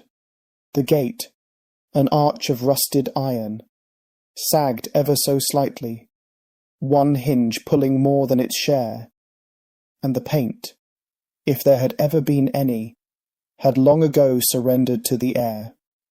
There, seated upon the low stone base of the left-hand pillar, was a woman. She was dressed in black, not the crisp black of morning freshly begun, but the dull, weathered black of years worn in the open air. Her hands were folded loosely in her lap, still, so still. Beside her, a lantern, with a small flame, seemed almost afraid to disturb the damp air with its light. I slowed, not out of fear, but in the way one slows, when something in the world seems unwilling to move, and so you find yourself matching its pace. Her eyes, when she lifted them to mine, were not entirely as the eyes of the living are. They did not glisten. They did not search. They simply held me there, in their patient, unhurried stillness. I passed, for there was nothing else to do, but as I did, her head turned, slowly, and followed my steps until I could no longer see her. It was after that night that I found my thoughts wandering more often. To those who spend their lives building things, not for themselves, but for journeys they may never take. And so, tonight, I will take you to the slow, unending labour of ancient shipbuilders. Far from the noise of great ports, there were shores where shipbuilding was done, not in haste, but in the long, patient rhythm of seasons. The air there always carried the scent of wood that had been cut, yet not yet shaped. Tar and resin, mixed faintly with salt, drifted between the trees that stood nearest the tide. The men, whose hands carried these scents home each evening, had grown thick-skinned to both the cold of the sea wind and the slow weight of their tools. They were not men who hurried, for their work could not be hurried. A ship, as they knew, began not in the water, but in the forest, and the right tree could not simply be taken, it had to be found. So they would walk in winter, when the sap was low, and the wood would season well without splitting. They walked quietly through frost-bound fields, their breath trailing behind them. When a tree was found, they would lay their hands upon it, as if to hear something unspoken in its core. The first cut of the axe was steady, not rushed, a sound that repeated with such evenness that if one were lying nearby, they might find themselves drifting, half asleep, to its rhythm. It might be days before the tree was down, and longer still before it was drawn from the forest.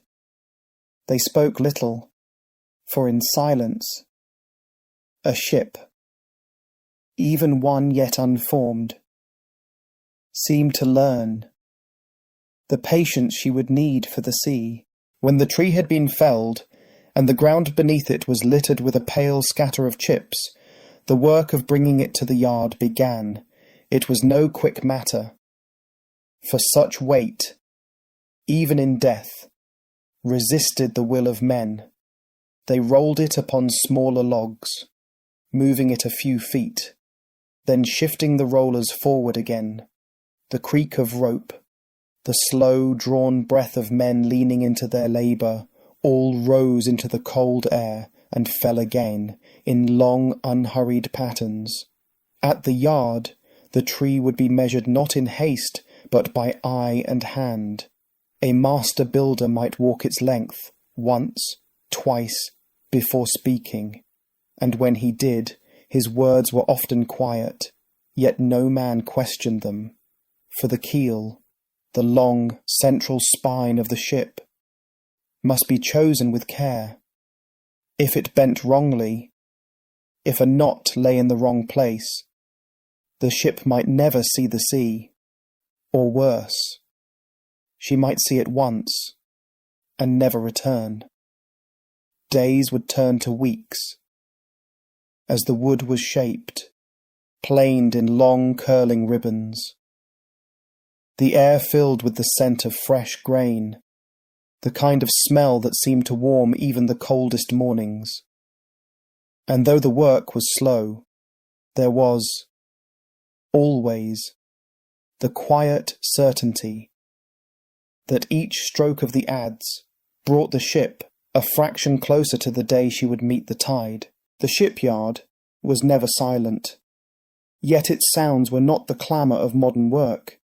They were slow, methodical, like the beating of a heart too calm to ever quicken. There was the tap, tap, tap of mallets setting tree nails into place, the low rasp of saws, the rhythmic hiss of the plane. The gulls, crying overhead, seemed almost respectful, circling without hurry, as if they too were waiting for the day of launch. In the evenings, the tools would be laid aside, carefully, not tossed, for even the youngest apprentice understood that a careless hand in such a place could bring misfortune to the vessel. There was an old man who sat near the edge of the yard, sharpening blades on a whetstone. No one remembered when he had last built a ship, but his hands still knew the weight of the tools, and his eyes still searched each blade for flaws. Some said he had once sailed, but that the sea had returned him, in a way that left him content never to leave the land again. On quiet nights, if one walked past the yard, the shapes of half-built ships loomed in the moonlight, their ribs arching toward the sky, like the bones of some great creature, waiting to be brought to life. Planking a ship was work of great patience. Each board had to bend, just so, too much force, and it would split, too little, and it would never lie flush against its neighbour. To coax the wood, they would steam it, in long boxes, the warm vapour seeping out into the cool air, curling like breath in winter. Once pliable, the plank was carried to its place, men moving together, their steps measured, their voices low. The plank was held, pressed, fastened, and as the tree nails were driven in, the sound echoed softly across the yard. Hours might be spent on a single length of wood, and yet not one of those hours was thought wasted, for the sea would test each joint, each seam, and a careless moment could be the end of many lives. Sometimes, as I watched, I thought of the woman at the graveyard gate, and I wondered if she had once stood at the edge of some distant shore, watching a ship sail away, never to return. The thought would linger, like the scent of steam in the air, before fading into the steady rhythm of hammer upon wood. When the body of the ship was nearly whole, there came the work of the quiet carvers. These were men, often older, whose hands no longer sought the heaviest timber, but instead shaped the smaller parts, the rails, the tiller, the figurehead that would stand at the bow. Their knives moved with the slow assurance of long habit, each curl of wood falling soundlessly to the floor. A rail might take days to smooth, a tiller longer still, for though it seemed but a simple piece of timber, it would one day guide the ship's course, through both calm waters and storms. The figurehead was often the last to be begun. Some were carved into the likeness of saints, others of animals thought to guard against misfortune. The carver would work in near silence, pausing often, not to rest, but to look, as though the wood might tell him what it wished to become. When the work was done, the shavings would be swept aside, and the piece lifted into place. I have seen shipbuilders, men hardened by years of toil, stand for a long while, simply looking at the figurehead they had set upon the bow. It was as if, in that moment, the ship had been given a face, and with it a certain soul. After the great labours, there were waiting days.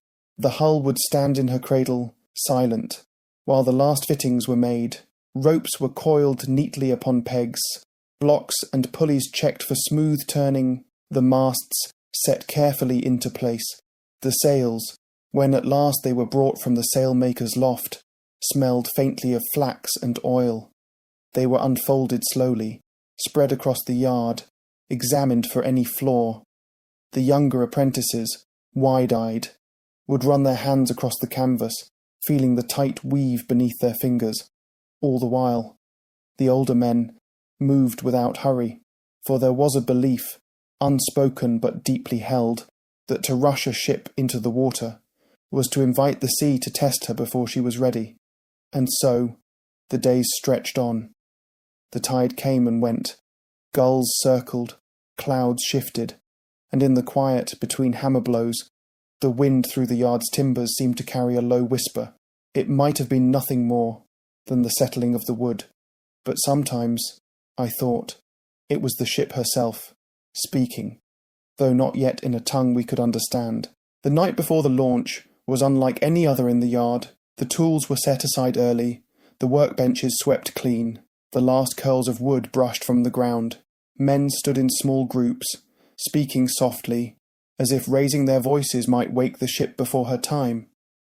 Lanterns glowed along the edges of the yard, their light catching the curves of the hull, so that she seemed, even in stillness, to be leaning toward the sea. I walked among them, hearing fragments of old tales, of ships that had sailed far, and those that had never returned. Some men crossed themselves quietly, others ran a hand along the hull, as if in farewell.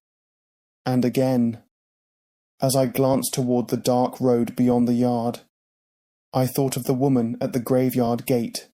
It seemed, in the flicker of the lanterns, that I could almost see her, standing there, watching.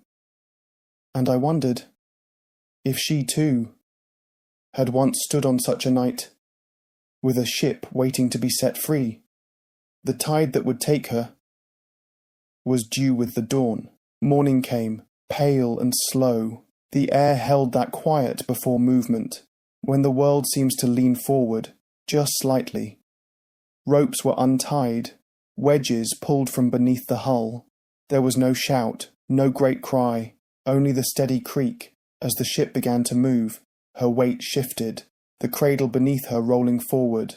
The sea, waiting just beyond, lifted its voice, not in roar, but in a long, low sigh, and then she touched the water, and for the first time she floated. Men stepped back, some with smiles, some with the distant look of those remembering other launches. Long past. The ship drifted, her hull rocking gently, the reflection of her masts trembling in the ripples, and in that moment I thought again of how many hands, how many hours, how many silent prayers had gone into the making of her. The wind shifted, the sails stirred, and she began, the long work of the sea. My voice grows quiet now, for the tide is carrying her away, and perhaps, if you close your eyes, you too can hear the soft creak of her timbers, fading into the distance, until there is nothing but the sound of water and the slow, steady breath of your own. Hello, my dear listener. I hope you are doing fine tonight.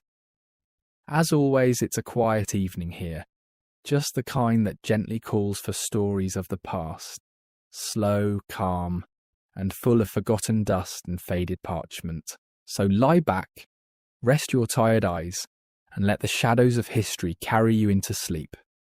This is not the kind of story that rushes with action or battles. It drifts like a feather through the corridors of time. Before we begin, my lovely, intelligent, beautiful, smart, genius person, would you kindly please subscribe to my channel? It truly is my only motivation to keep uncovering these stories from the deepest corners of the past. Thank you so very much. And, if I may ask, where in this wide turning world are you listening from? What time does the clock in your room whisper now? Midnight? Dawn? Please let me know in the comments. It would be a pleasure to read where you are and when you drifted away with my voice. Now. Tonight our story wanders into the fog-covered graveyard of a small forgotten village. Somewhere far north, perhaps nestled beneath the sloping hills of old Scandinavia. There sits an old woman at the rusting gate, hunched, her back bent like a question mark carved in sorrow. Her voice is raspy, like wind scraping over ancient bones, and she begins a tale. She doesn't look up. She doesn't need to. She's been telling this story to the dark for years. They once called him the fire-eyed beast, she says. He was born beneath a red moon on the coldest night of the year, she whispers. His mother had been alone in a longhouse, built from driftwood and sorrow. The fire had gone out, and the wolves were circling outside. She had screamed until her throat gave way to silence. And when he came into the world, her eyes stared wide in horror. Not at him, but at the man-shaped shadow that lingered just beyond the doorway. It had no face, it never did. This is the beginning of your life, dear listener. Your life as a Viking berserker. But do not imagine thunder or glory, not tonight. Imagine instead the scent of pine smoke clinging to rough wool. Imagine the dampness of unwashed furs and the sound of your breath in the silence after a raid. You are not a hero in a saga. You are a myth made flesh. You are feared, not celebrated. Your childhood was quiet, too quiet. The other children whispered about your strange fits. The moments when your eyes roll back and your hands clenched as if holding unseen weapons. You spoke to things that weren't there. One night, your father found you standing in the shallows of the fjord, staring into the black water, whispering names in a voice that wasn't yours. The village seer said you were touched by the gods. Another said you were cursed by the dead. Both were correct. When you turned 12, the storms came. They didn't leave for weeks. The sea rose and swallowed the boats. Wolves came down from the mountains, not fleeing the weather, but drawn to something, drawn to you. That winter, your village offered you up. They didn't kill you, of course. No, they sent you away with a band of traders, men too superstitious to touch you. You slept alone under the carts with salted cod and mouldy leather. But the hunger in you grew. It wasn't food you wanted. It was sound. screams, steel, the shaking of the earth beneath charging feet. And one night, in a port where no one knew your name, it found you. The rage. It wasn't like a thought. It was more like a door had been kicked open inside your ribs, and the storm walked through it. You remember the taste of blood in your mouth, not yours. You remember how people looked at you, like you weren't a boy or a man, but a thing, a weapon, something they could point at their enemies. And so you became what they called you, a berserker. You wore no armour. You needed none. They gave you the skins of bears and wolves, but sometimes you forgot to wear them. You would charge into battle naked, painted in ash and old prayers. You screamed so loud your voice cracked and never healed. You bit through your own tongue once. When they sent you into monasteries, the monks would throw down their arms and begin to pray. Not to be saved, but to be ended quickly. The men around you thought you were blessed by Odin. You weren't. You were broken open. Something else had moved into you. And it didn't care about Valhalla. You had no memories after the battles, only bruises and silence. And the sound of water, always water, like waves lapping at your feet. One night you stood on a cliff. You looked at the stars. And for a moment, you remembered your mother. Her voice, the way she used to sing when she thought no one was listening. You wept. Not because you missed her, but because you couldn't remember the melody. You became a ghost among men. Even in campfires they would sit away from you. You stopped talking. You stopped eating warm food. You only drank what they gave you before battles. The strange mushrooms, the sour wine. You stopped feeling pain. You stopped sleeping. Until one day you didn't wake up at all. But this is not the end. Because tonight you wander again. The old woman in the graveyard. She knows your name. She carved it into the gate. She sings your lullaby. And when the wind howls through the birch trees, she looks up and says, "There he goes again, the fire-eyed beast." But hush now, dear listener. You've heard enough for one night. Let the rest come in whispers. Let the rain fall behind your eyes. Let your breath slow. Let the soft glow of old stories settle on your skin, like snow. You are safe now. You are not that boy anymore. You are not that beast. You are asleep, and I will keep speaking until the morning finds you. Now, my dear listener, let me tell you more of the life you lived before the cold took you. Long before the world had books to write it down, before kings penned laws and monks chained pages to stone libraries, you were walking the edge of memory. You did not follow a map. You followed the wind, and the wind followed death. The next village you reached did not welcome you. They gave you bread without salt. They watched you with eyes that didn't blink. One of the elders knew what you were. He saw the way your shoulders never truly relaxed. How you slept sitting upright, hands balled into fists. He said nothing. He simply left a polished stone at your door. On it, a rune. Not for protection, not for blessing, but warning. You carved it into your arm that night deep, without flinching. You wanted to remember. You sailed with men who sang loudly when the sky was blue and went quiet when the clouds rolled in. You did not sing, but you listened. Their voices, raw, full of salt and mead and myth, stayed with you longer than any commander's orders. You remembered the one who sang of whales. He smiled even when his teeth bled. You remembered the one who lost both sons and still laughed louder than thunder. But they all grew silent when the wind shifted, because that's when your eyes would go dim. You never knew the day of the week, nor the name of the port. You never counted the dead. But you remembered dreams. They came every time you tried to rest. Not sleep, just the act of closing your eyes. A field of black feathers. A white horse without a rider. A woman crying in the rain. her voice carrying over the hills like a forgotten hymn. They said berserkers could not be killed by steel. They were wrong. You had bled. Many times. But something inside you wouldn't stop. Once you begged a priest to bless you. He refused, not out of hate, but fear. He said your soul already belonged to something else. You didn't argue. The frost clung to your breath like a warning. And you wandered. Into darker forests, past the villages, toward the mountains where men vanished and never returned. You didn't seek safety. You didn't even seek battle. You just walked. Every step felt older than the last, and one day it found you again. A creature. Not of myth, but of memory. It looked like your mother, but it wasn't. Its eyes were mirrors, and you saw yourself.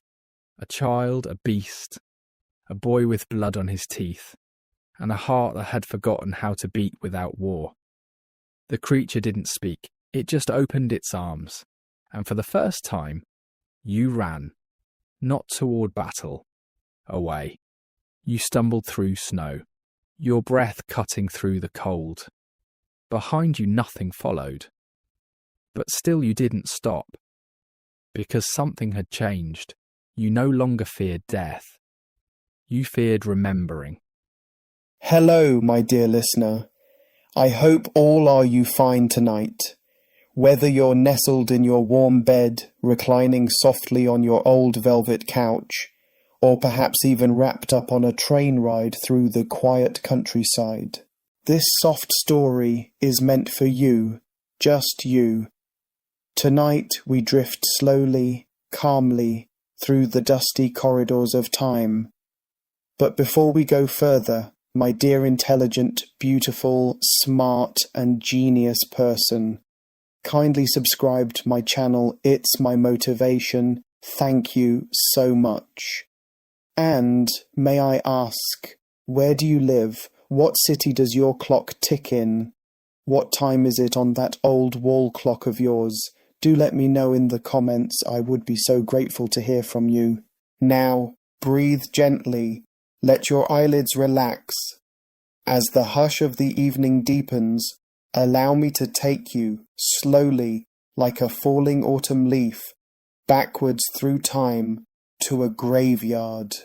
Yes, a forgotten, damp, stone-covered graveyard with crooked gates and wilting ivy. There, just past the gate, beneath the tall black tree, sat an old woman. Her shawl was frayed, and her eyes stared out, waiting. She was not young, not ancient, but somewhere in between, like a candle nearly out. Her lips, when they moved, told no ordinary tale. Oh no! What she whispered into the cold wind was a tale about a place, dark, wooden, smoky. A medieval inn, and what truly happened inside them. The wooden sign swung gently, creaking. It was shaped like a battered mug of ale, and hung outside what was once called the Crooked Kettle. This particular medieval inn sat by a winding dirt road, a few miles from any village that still exists on your modern maps. And it was never truly empty, not even on the bleakest of winter nights.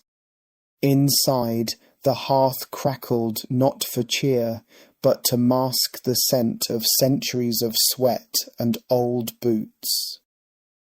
Travellers, wrapped in cloaks thick with road dust, huddled in corners. The air, thick, with pipe smoke, with secrets, with breath too close. Imagine, dear listener, no beds as you know them, just straw mattresses shared by strangers. A man named Thomas may sleep beside a woman named Elsbeth, though they'd never met. And behind the walls, wooden panels, hollow, whispering, rats. Always the rats. The old woman's voice still echoes from the graveyard. They say some inns held more ghosts than guests, that those who slept too soundly never truly woke. Medieval inns, though romanticised in tales, were rarely safe havens. Theft was common. A traveller might wake up to find not just his boots gone, but his horse, his coin purse, and sometimes his memory.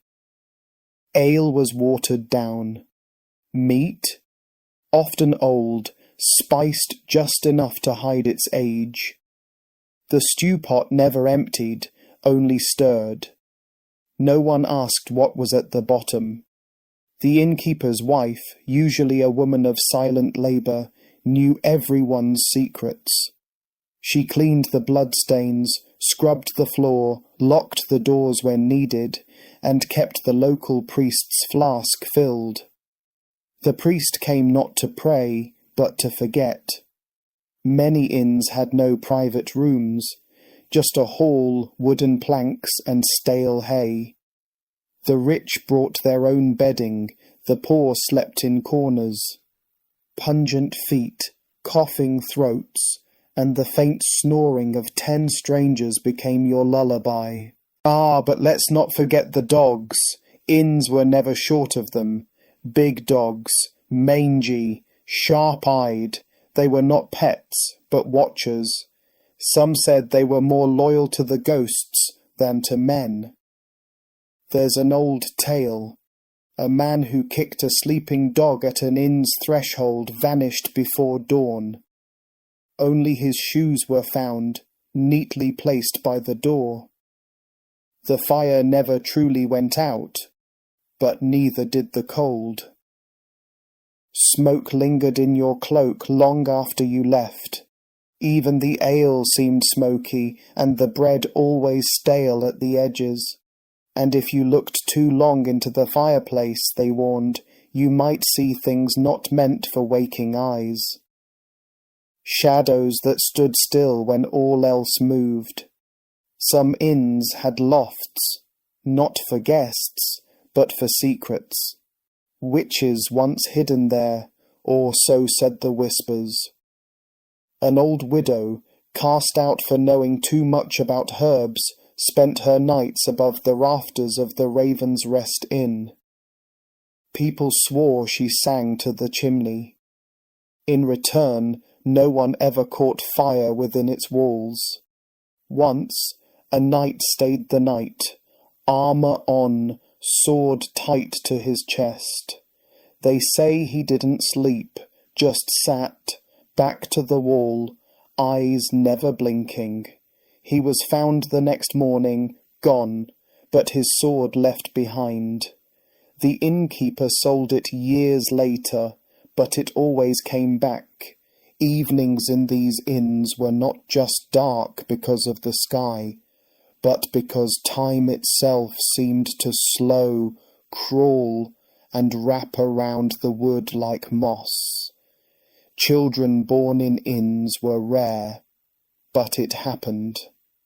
One winter, when the snow trapped everyone inside for 3 nights, a child was born in the Gilded Hen. They named her Silence. She never cried, never spoke, grew up in the shadows of the rafters, watching. She knew who stole bread, who drank too much, who never washed.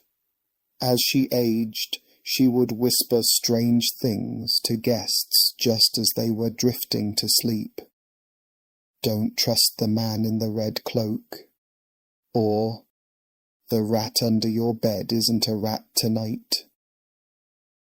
They say one night she whispered to a merchant from London, "You'll see your wife again, but not the way you want."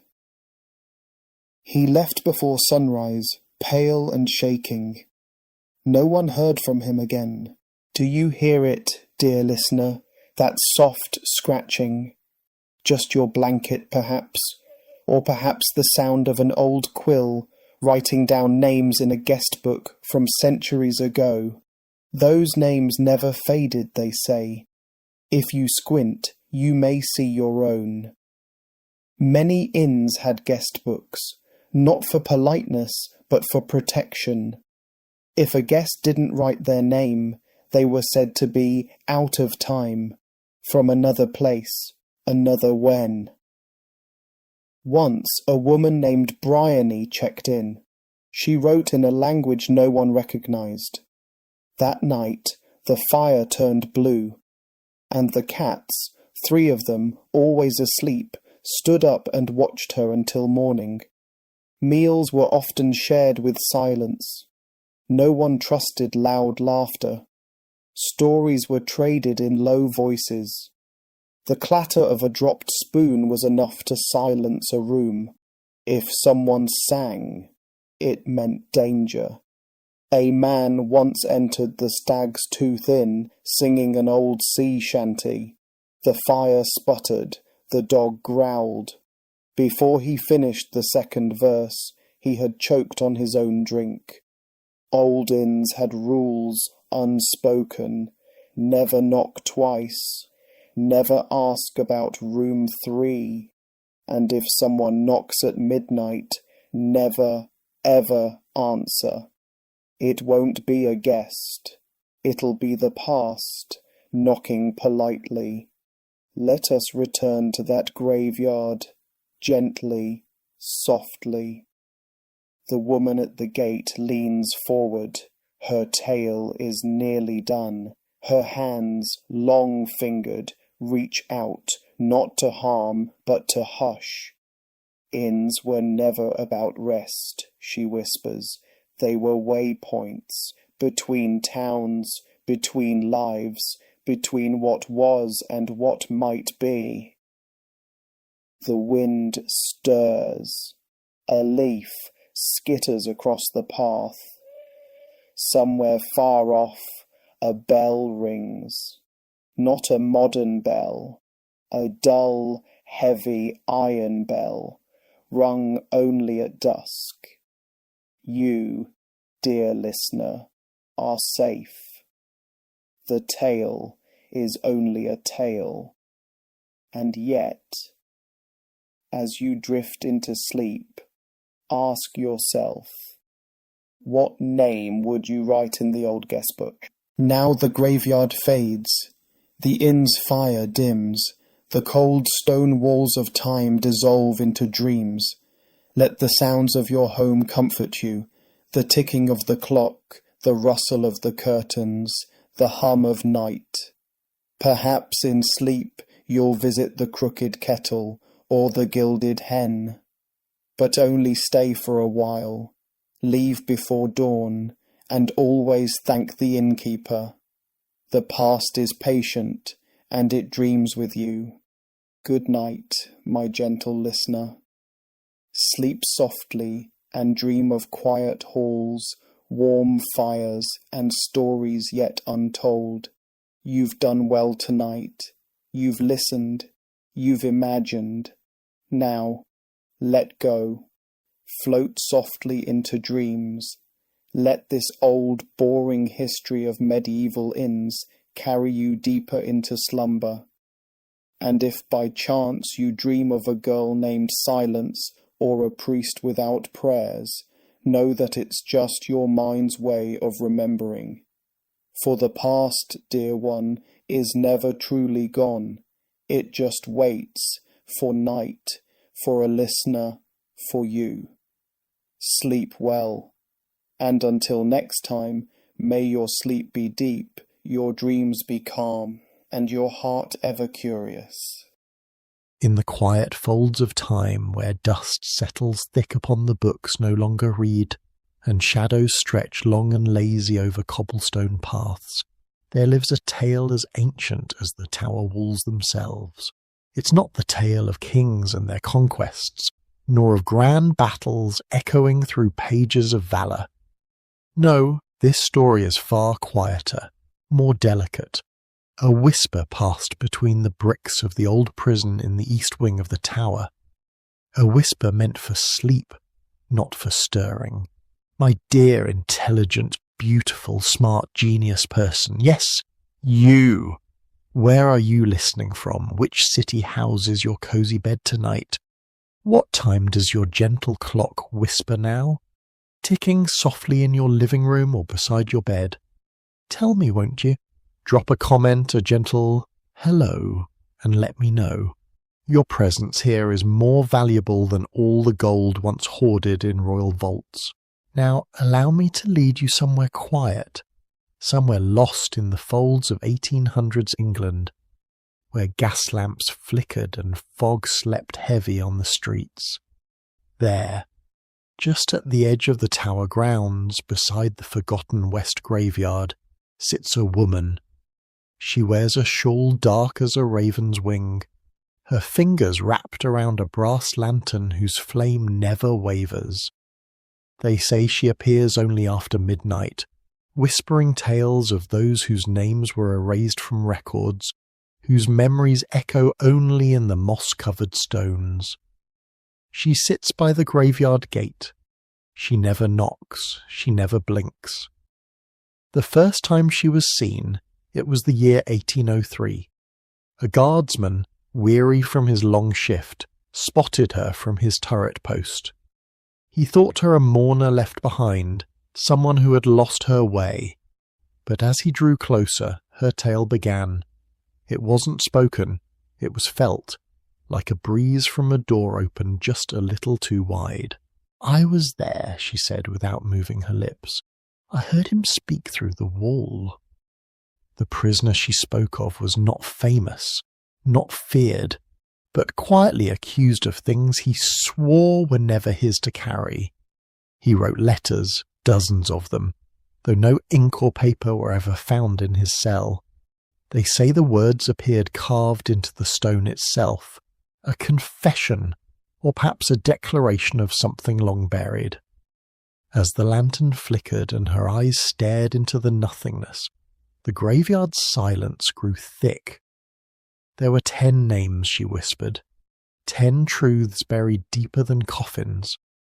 The first was Thomas Hill, a scholar wrongly accused of treason in 1812. They said he tried to poison the king's adviser. But the real truth? He had discovered a secret route beneath the tower, an escape never spoken of, covered up by those who wished the bricks to forget. The second was Mary Grafton, a widowed woman of colour, wrongfully blamed for a theft she never saw. Her only crime was knowing how to read maps better than most cartographers. Her cell, found years later, contained only one item untouched, a locket with a piece of cloth inside stitched with the words, "I saw them come from beneath." And so the woman continued. Each night a different name, each night a different story, and every listener eventually fell asleep before the 10th name. The third was a boy, 17 but tall and thin like the chimney stacks of Lambeth. He was called Elliot Green. They took him from his mother's home in the autumn of 1809, accusing him of whispering seditious thoughts in alleys by candlelight. He was placed in cell 9, the one where cold lingered even through July. Yet Elliot did not protest. He only asked for one thing, a pencil, not to write, not to draw, but simply to remember what a pencil felt like. One night the guards found him whispering to the wall, not just any wall, but the one that connected to cell 8, which had been sealed off for over a decade.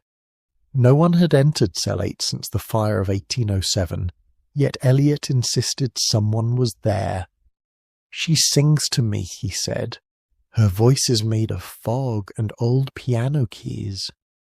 The woman at the gate told this with such softness, as if remembering the echo of a forgotten melody.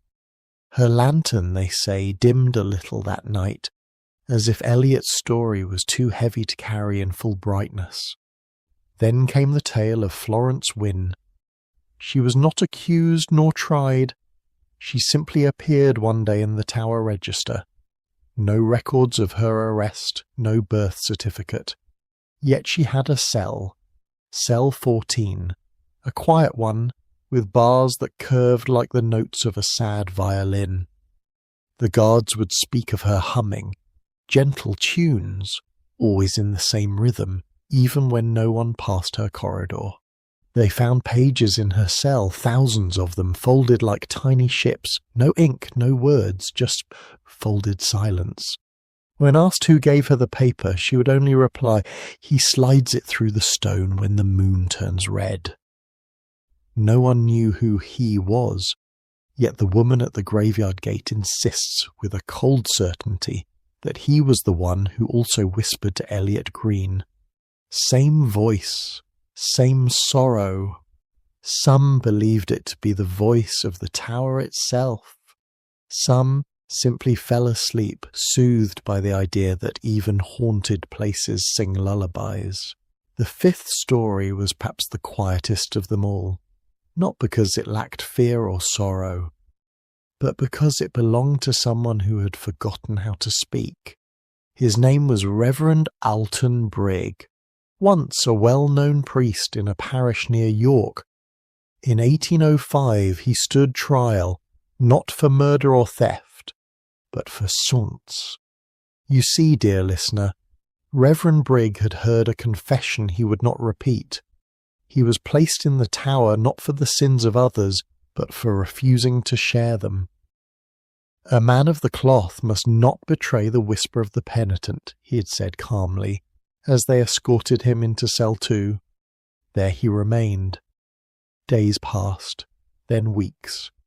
He wrote nothing, spoke nothing. But every morning the stones outside his cell were damp, as if someone had wept there just before the sun touched the sill. The woman at the gate says that on one quiet winter morning the Reverend sang, not loudly, not with joy, but with the voice of someone who had not spoken in years. His hymn was not from any known text, but it filled the graveyard with warmth, and the iron bars of the gate began to hum. She had listened, the woman with the lantern, crouched beside a headstone shaped like a broken harp. That was the last morning he was ever seen. His cell was empty by the time the guards arrived, but the tears on the stones remained. She believes he was taken by the tower itself, not out of punishment, but mercy, to be held by something that finally understood his silence.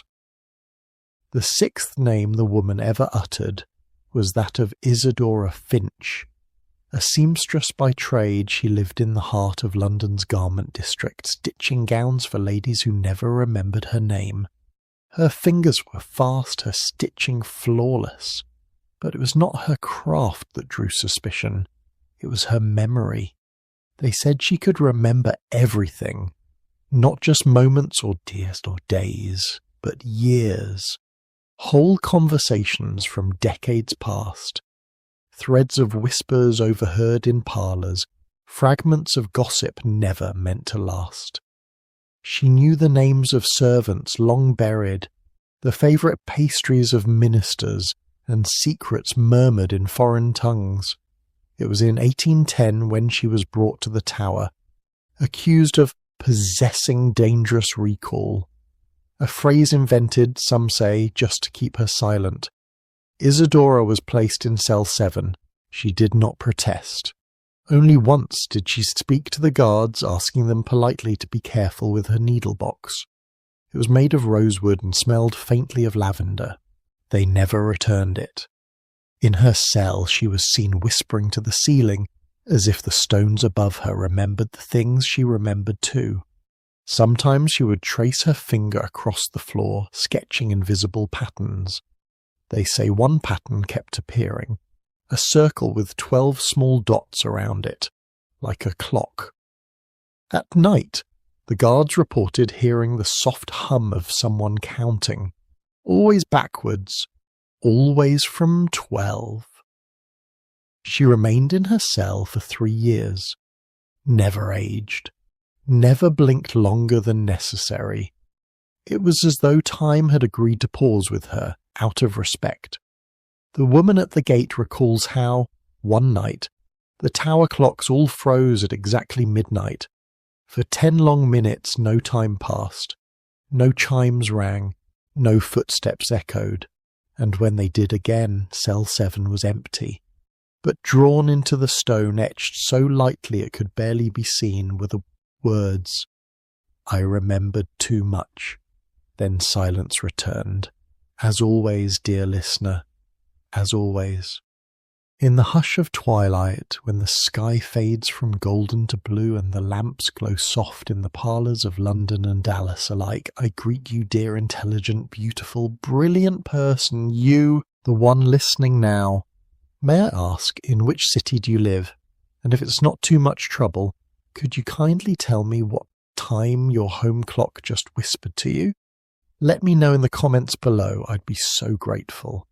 Now, if you're ready and your blanket is tucked gently beneath your chin, let's begin a long, slow walk through history's dustiest paths. Tonight's tale is about the Wild West. Not the loud, gun-blazing kind from films, but the quiet, forgotten corners of it. The part where men waited, where dust sat still, where a rusty windmill creaked and turned in no particular hurry. So hush now and close your eyes if you'd like. It begins with a woman, not just any woman, but one who sits beside a graveyard gate on the edge of Yuma, Arizona. Her shawl is worn, her voice soft like old parchment, and her eyes, half shut, half shadowed, stare beyond the iron bars of the cemetery. Every Saturday night, locals say, she appears.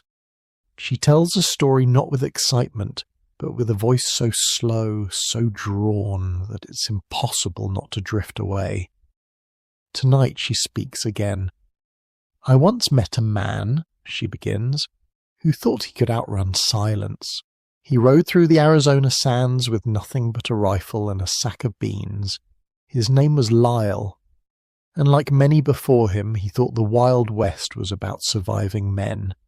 He didn't yet know that the hardest part was surviving time." She lowers her eyes, and her tale begins. Lyle was a quiet fellow, born to a librarian in Missouri and raised on books, not bullets. When he reached 22, he left for the West because he'd read of it in a tattered copy of the Harper's Almanac. He dreamed not of gold or guns, but of solitude, of land so wide that thought itself would stretch out and become quiet. He arrived in a town no longer on maps, called Dry Rattle. It had one store, one crooked, and one man named Sheriff Cowley who only woke up twice a day, once to drink and once to tell anyone passing by to leave before dark. But Lyle stayed. He bought a little shack on the hill with a door that creaked when the moonlight touched it, and a wind that never stopped whispering his name. Each evening he would sit on the porch, sharpening a single blade he never used. The sharpener's stone was worn smooth. He wasn't waiting for danger, he was waiting for the silence to leave him alone. But the West isn't kind that way. The quiet out there is heavy. You can hear your own breath echo off the sand, and sometimes you might hear a second breath that isn't yours. They say, Lyle once heard singing, not loud, not cheerful. A woman's voice, faint and floating from the direction of the graveyard near Old Elms Road. One night, curious, or perhaps too lonesome, he followed it, found no one, only dust-covered boots lined in a row beneath an old elm tree. They weren't his, and they weren't there the next night. Over the weeks, Lyle began to change. He wrote long letters to no one. He placed them in glass jars and buried them beneath his shack. If you ask the townsfolk now, the few still left, or they'll say he disappeared. But not all at once. First his voice, then his smell, then his shadow. They say he became part of the land. Or maybe just a dream, told by a woman beside the graveyard gate. The woman finishes her tale. and looks at you through the gates. "The West doesn't ask questions, dear one," she whispers. "It waits for yours." And just like that you begin to drift. The second tale begins not in the dead of night, but in a sleepy, sun-bleached saloon in the town of Winbucket, Wyoming. The clock on the saloon wall hasn't moved since 1883. It shows 10 minutes past 4. It always has. A thick layer of dust clings to the floorboards, and the piano, once played by a man who claimed he met Jesse James, now rests its keys like tired teeth. The air here is not cold, but it's not warm either. It's just still. This saloon is called the Quiet Bell, though no one recalls ever hearing the bell. It was built by a widow named Elsie Hammond, whose husband disappeared somewhere between 2 sandstorms and never returned. Elsie never closed the place. She never hired help. She just waited every afternoon at 4:10 with a glass of water and an empty chair by the window. People came and went, mostly came, then left quickly, not for lack of drink, but because of the silence. It followed patrons out the door like a dog trained to never bark. Some say that silence had weight. Some say if you stayed too long it would press down on your chest and never lift. And yet, a few old-timers would return, sit quietly, drink nothing, just look out the window at the dust swirling like dancers too tired to keep rhythm. They say if you stay until dusk and listen close, the saloon whispers the names of those it remembers. Not out loud, no, but through the creak of the chairs and the long groan of the wind beneath the door. Elsie passed long ago, but somehow her rocking chair still moves, only at 4:10, only once, as though someone, somewhere, always arrives on time. So if your eyes feel heavy now, it's all right. Just imagine the sound of wind through an open saloon door, a chair rocking by itself, and a piano key clicking once for no reason at all. Now, breathe easy, settle into your chair or your pillow, you're safe, you are held. Let us softly step backward into a time so calm, so still, that even the trees, it seemed, forgot to whisper. Come now, my most thoughtful listener. Before the hush of history begins to gently unfold before us, I have but a small favour to ask of you. My dear, intelligent, beautiful, brilliant, smart person, may I ask, in what peaceful town or city do you reside? And would you be so kind as to glance at the gentle ticking clock upon your wall? What is the hour where you are? Leave me a note in the comments if you please, it would be ever so delightful to know. In the year 1823, beneath the fading canopy of a long-forgotten forest in the southern part of the English Midlands, there existed a stretch of woodland so quiet that even the birds who lived there sang only in whispers. Not a soul ventured through that thicket, unless they had business with silence itself. A dusty path, overgrown with moss and pale lavender, twisted through the trees, leading nowhere in particular and ending, as these things tend to do, in a small stone clearing that nobody built and everybody forgot. There, on one soft, early spring morning, too early for the bees but late enough for dew to still gather, a child was found. Not placed, not abandoned, not carried, found, as if the trees themselves had grown him like a berry or a sapling. He lay there, wrapped not in cloth, but in the dry whisper of fallen oak leaves. His little fist curled gently around a wooden acorn, carved so precisely it fooled the eye. No one knew who he was, nor from where he came, and as the village that bordered the forest found him, they did what most rural folk did in those days. They gave him a name that wasn't really a name at all. They called him Fern, for the leaf that tickled his ear as he opened his eyes. And so, Fern he became. Now, Fern was no extraordinary child, not in strength, nor speech, nor cleverness. He did not learn letters quickly, nor did he climb trees higher than the other children. But he had a patience that unnerved even the oldest men, a silence that grew around him like ivy on old stone. When others played, he watched. When others spoke, he listened. When others grew restless under the slow ticking of the schoolhouse clock, Fern simply sat, quiet, still, as though he were waiting for something the rest of the world had long forgotten. No one paid him much mind. That was the way of quiet children in the 1800s. So long as they didn't break glass or bother the hens, they were left to drift. It was during one particularly slow summer, the kind where days stretch into evenings without changing colour, that rumours began to drift through the region like wood smoke. Bandits. Not many. Not violent, really. But curious sorts, silent types. They came not to rob, but to observe. They were seen sitting quietly in fields, leaning against the trunks of old trees. Sometimes they left behind strange tokens, a tooth carved from bone, a bundle of cinnamon, a feather dipped in wax. The villagers naturally spoke of witches, or old soldiers driven mad by some faraway war. But Fern said nothing. Only once, upon returning from one of his walks into the deeper wood, did he place upon the schoolmaster's desk a folded paper, on which was drawn a crude but unmistakably deliberate map of the forest's edge. No one knew what to make of it. The paper disappeared. The forest remained.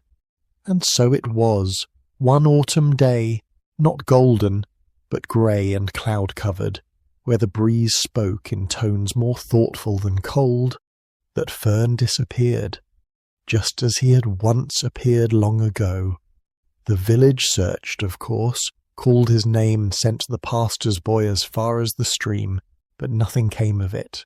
No prints, no broken branches, only perhaps a quiet that grew noticeably heavier. And then something odd, not alarming, just odd. Small bundles began appearing at people's doors, neatly wrapped in bark and twine. Inside, simple things: a forgotten hairpin from a girl who had lost it years ago, a worn chess piece a boy had mourned last winter, the copper spectacles of the baker's late wife, items of no value, yet each one meaningful, personal, and they came only to those who had once spoken kindly of Fern, even in passing. Months passed, then years. The bandits never came again, but stories, like ivy, climb even where walls no longer stand. Some said Fern had made a pact with the forest's outlaws, a child too silent to ever betray them. Others whispered he had never been a child at all, but a spirit in disguise, sent to listen, to observe, to remember. And though no one dared return to that old stone clearing, the path to it, overgrown though it remained, was never quite blocked, almost as if the forest itself was waiting. To this day, in the quieter corners of countryside towns where fog rolls in like tired sheep across forgotten fields, you might find an old man or a woman with a gaze that lingers a moment too long toward the tree line. And if you ask them what they see, they'll only shrug, smile faintly and say, "Just wondering if Fern ever came back." In the heart of an unnamed kingdom, long before the names of maps became what we know them today, there wandered a blind minstrel named Elric, whose presence was known not by sight but by the slow, delicate notes of his old harp, made of pine and threaded with the silence of forgotten forests. His name was never written in stone, nor whispered in royal courts with the reverence one would think befits a man who changed a kingdom. Instead, he lived quietly as, if tucked between the folds of history, his story nearly lost to time like dried ink on crumbling scrolls. Elric had been born without sight, and thus had never known the brightness of banners, nor the shimmer of the king's golden armour, nor the dance of candlelight across stained glass windows in the abbey at the edge of lawn. And yet there was a softness in him, a slow-thinking kind of wisdom, almost mossy in nature, that made children stop and listen, and old women pause with a knowing nod as he passed by, following the careful rhythm of his cane on cobbled roads. There was something about his presence, quiet as it was, that made people breathe more slowly. He never rushed, not even when the skies rumbled or when the riverbank swelled. He moved as though the world was not ending, as though each breath deserved its moment and each story its telling. In a time where barons schemed and farmers whispered, where parchment crackled beneath trembling hands and coins clinked with suspicion, Elric asked for nothing but to sit on the steps of old inns and pluck the aching strings of his harp, singing songs that did not rhyme, about people no one remembered, in places no one could find. His voice, soft and cracked like worn leather, seemed to have been aged in the barrel of life itself. He never shouted, he never laughed too loudly. He simply sang, and somehow his songs made even the hounds lie still, and the rowdiest of men settle into their chairs like autumn leaves giving up to the earth. It was said, and only said in corners and cottages, that Elric's harp had once belonged to a woman who waited too long for love and turned to salt. It was said that the wood in it still wept when played on rainy nights, but Elric never explained. He only smiled, that tired smile of someone who had already forgiven the world long before it hurt him. My dear, gentle, intelligent, beautiful, brilliant person, yes, you. Where are you listening from right now? Is your home in the sleepy corners of Yorkshire, or the rolling fog of San Francisco? What time is it on the little clock in your bedroom? Please do tell me in the comments. It would be such a kindness to hear from you just once before you drift into dreams. Now, in those long-forgotten days of cobblers and chimney sweeps, when candles were costly and evening prayers whispered under breath, the kingdom had fallen into a quiet despair. Not a loud despair, no, not one of revolution or gallows, but a quieter sort, the kind that sits behind the eyes of bakers who no longer hum, or children who no longer chase wind. The king, a man named Edrin IV, had grown increasingly tired. His robes sagged heavier with each passing month, not because the thread grew thicker, but because the hope within him thinned like worn lace. He had no heir and no queen, only advisers who wore velvet cloaks stitched in deceit and patience. The villagers no longer looked toward the castle hill with longing. They turned instead to their hearths, where the fire crackled softly and stew simmered without promise. The land itself seemed tired. The winds lost their mischief. The flowers bowed too early. Even the birds took quieter routes. And it was on one such windless day, beneath a sky the colour of dull pewter, that Elric walked slowly into the capital square. He had never been there before, and yet his feet, shuffling and deliberate, found their way with the certainty of someone who had long prepared for this walk. His harp, covered in a faded cloth, lay strapped to his back, and his other hand curled gently around his cane, tapping, tap, in a pattern only he understood. Few noticed him. A child feeding pigeons glanced his way, then forgot him. A merchant wiping fruit crates paused, then turned back to his apples. But by sundown the square would remember. Elric chose a spot beside the fountain. It no longer flowed. The water had been dry for months. Yet he sat beside it with the ease of someone greeting an old friend. He unpacked his harp slowly, brushed a few invisible specks from it with great care, and began to play. The notes he released were not joyful, they were soft, slow, and old. The kind of music one hears in dreams but forgets upon waking. It pulled at the corners of memories not yet lived. Within minutes, the entire square had changed. The fruit vendor forgot his prices. The guard paused mid-yawn. The baker's wife dropped her flour sack, staring as if she had just remembered a long-lost lullaby. No one said a word. They only listened. Elric did not sing. Not yet. He simply played. His fingers, thick, worn and unhurried, moved across the strings like a man tending to an ancient garden. And as he played, the king, high in his tower, blinked and felt for the first time in many months the shadow of a tear at the edge of his weary eyes. Wonderful, dear friend. Let this second stretch of our journey lull your eyes and your mind. We're still with Elric, the blind minstrel sitting in the stone square, and the kingdom is just beginning to remember how to feel again. That evening, as twilight poured its slow grey ink across the rooftops, Elric's music echoed gently across the worn cobblestones and soot-smudged chimneys of the capital. There was no crescendo, no flourish, no fire in his fingers, only the weary grace of a man playing for the stars, as though they alone had the right to weep. The townsfolk, scattered like fallen feathers throughout the square, began to gather in stillness. They didn't speak, they didn't fidget, they didn't even question why they had stopped. They simply listened. It had been too long since the kingdom had remembered silence, and now it blanketed them like a warm shawl at the end of a long, bitter winter. Old men leaned on canes without noticing the ache in their bones. Children sat cross-legged with wide, glassy eyes.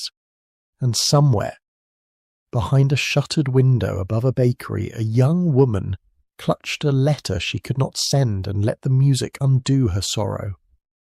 Elric played into the dusk and beyond, his notes barely rising above the sigh of the wind. And when he sang, finally, gently, it was in a voice not meant to entertain, but to remember. His first song was not about heroes, nor battles, nor gods. It was a tale of a potter who shaped his clay each day with the memory of a wife who had smiled once beneath an almond tree. It spoke of mornings when hands shook but the work still mattered, and of evenings where silence sat beside grief like an old companion. There were no rhymes, only rhythm, and meaning, and peace. By the time the last note trembled and vanished, no one clapped, no one dared. The quiet that followed was too sacred, too fragile, as though the square itself were afraid to wake. Somewhere behind the clouds the moon had risen, shy and patient, and high above, in the castle, King Edrin stood alone in his chamber, his hand resting on the window frame, and he whispered aloud the name of his late brother, the one he hadn't spoken in over 15 years. Something had shifted, and all from a man with no sight, who had never been invited, and who asked for nothing in return. My dearest, warm-hearted listener, yes, you again. May I ask, how are you feeling now? Are your eyes beginning to feel heavier than they did a few minutes ago? What's the time now on that quiet little clock near your bed? Would you be ever so kind to leave me a note in the comments? Just your time and maybe your lovely city. I would truly cherish that. Your presence here in the harm little moment means more than you know. Now breathe, dear one. Breathe softly. Let your shoulders fall. The king could not sleep. That night, even as the servants dimmed the torches and the hearths turned to low-glowing embers, Edrin paced. He was not a cruel king, nor a foolish one, only tired. There had been a time long ago when he dreamed of reforming the council, of lifting the curfew from the northern provinces, of restoring the libraries that had burned during the Marsh uprisings. But time, like ivy, had crept in and wound itself around his convictions, and now he could barely remember the sound of his own hope. Yet something in that music had stirred the moss on his soul. At dawn, without ceremony, he summoned his steward and asked one question. Who was that man? Of course, no one knew. Elric had left the square quietly just before midnight, as if carried by the stillness itself. No coin, no farewell, only silence. But word spread, not with fanfare, not with it drifted through bakeries, under doors, between folded laundry. The blind man with the harp, they whispered. He made the wind cry. Farmers began leaving benches out near the fields, just in case he came by. An old widow prepared tea every afternoon, hoping he might pass. And in the villages beyond the capital, children began sleeping closer to windows, listening, not for a knock, but for the faint sound of strings in the distance. Elric wandered as he always had. He had no map, no companions, no fame, yet wherever he walked, the land changed. Not visibly, but subtly, like dew on grass at dawn, or the way leaves know exactly when to fall. He never lectured, never preached, only plead, and people somehow grew gentler. Soldiers paused before raising their voices. Bakers started wrapping bread in twine again, just like their mothers had done. Even tax collectors, those most impervious to softness, began taking tea before demanding coin. When Elric returned to the capital, nearly 3 moons later, he found it different. No banners, of course, no celebrations. But the people, they looked up now, they made eye contact. Children laughed more freely. The fountain had begun to trickle again, and someone had placed lilies beside it, not in tribute, but in remembrance. The king, too, had changed. He had reopened the Western schools. He had started walking among the gardens again, and most curiously, he had taken to sitting in the old hall at dusk. "Good night, my love." The words are easy, warm, and whisper-light for the ears of a listener lying under a heavy blanket, their eyes gently closing while the candlelight flickers, and the hush of an ancient history cradles them into slumber. In the slow hush of the Old Norse winds, somewhere beyond the edges of twilight and time, there lived a people unlike any other, mighty, wild, brave, and curious. We know them today as the Vikings, yet beneath their roaring battles and deep-sea voyages lies something far quieter, far stranger, and much, much more sleep-inducing. Their habits, yes, their bedtime rituals, their strange, peculiar ways of falling into dreams, and tonight I shall tell you about them, slowly, softly, with the kind of sleepy detail that drifts through your mind like fog across a northern fjord. So now, close your eyes, if you haven't already. Let your hands rest. Let your breath slow down. Let your thoughts soften. Because you're about to drift into a calm and curious past. The Viking world, but not the battles, not the ships. No, dear listener, no, not tonight. Just the hush of hay, the creak of wooden beds, and the smell of burning fish oil lamps. My dear, sweet, intelligent, beautiful, smart, and genius person, may I ask, where are you listening from? What city do you call home tonight? What is the time on the little clock that sits gently by your bedside? Would you kindly comment and let me know? It would bring me much joy to know where in this soft world you're resting now. If you genuinely enjoy what I do here, if this brings a whisper of calm to your evening, drop a little comment with your location and the local time in your room. I truly love to know where you're listening from. Softly drifting off now. Go ahead. Dim the lights. The Vikings did not sleep like you and I do, no. For them the night was more than a rest. It was a realm. A place between the worlds. A time when the living might meet the ancestors in dreams. When the whispers of gods like Odin and Freyja stirred softly between the fur blankets. Their homes were simple longhouses made of timber and turf. The beds, shared, not by lovers only, but by families, side by side like spoons in a drawer. Father, mother, children, perhaps even a grandparent or two. Warmth was survival, and sleep was a shared thing. They laid on straw, atop benches, or beside the hearthstone where the last coals glowed. But not alone. No, rarely alone. The Vikings were not fond of loneliness, especially in the stillness of night. There were no alarm clocks, only the roosters or the fading stars above. Did you know, dear, they didn't all sleep at once? No, some watched the fire, others rotated through short sleeps, especially in winter months, for fear of wolves, spirits, or snow creeping into the cracks, and if someone was caught snoring too loudly, they would sometimes be gently nudged with a birch branch, not to wake them fully, just to quiet them so others might continue drifting in the soft silence. In the warmer months, they slept with windows, small ones, cracked open, not for breeze, but to let the spirits out. They believed dreams could trap inside the home if the air did not circulate, so they let them go free like dandelion seeds. Even more strange, the Vikings believed dreams were messages from the gods. Before sleep, many would whisper prayers to the sky, not loud, just murmurs, asking to see their ancestors, or signs of the sea. A dream could guide a journey. A dream could choose a bride. A dream could even warn of betrayal. Now imagine that, dear. You, curled under sheepskin, cold air on your nose, the fire crackling faintly. You hear your brother's breath, your mother's hum, and then nothing. Just silence. Soft, ancient, complete linens. And it is in that silence that the Vikings would fall asleep.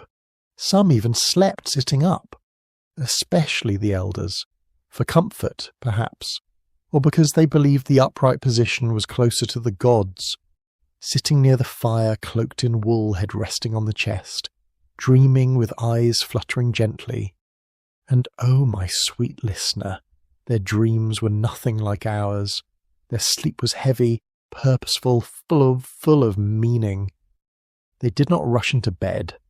No, the process was slow. The evening was a ritual. First, oil was poured into small carved lamps, a calm glow. Then they chewed birch resin to clean their teeth. Then they told tales, quiet ones, often of the gods, or legends, or simply the day's events. And only then did sleep come. My dear intelligent friend, are your eyes beginning to close now? Are you still with me, or gently slipping into that quiet Viking dreamland? Please do tell me in the comments, what city are you from, and what time is it by the little clock near your pillow? I'd be so glad to know, and to think of you peacefully sleeping across the world.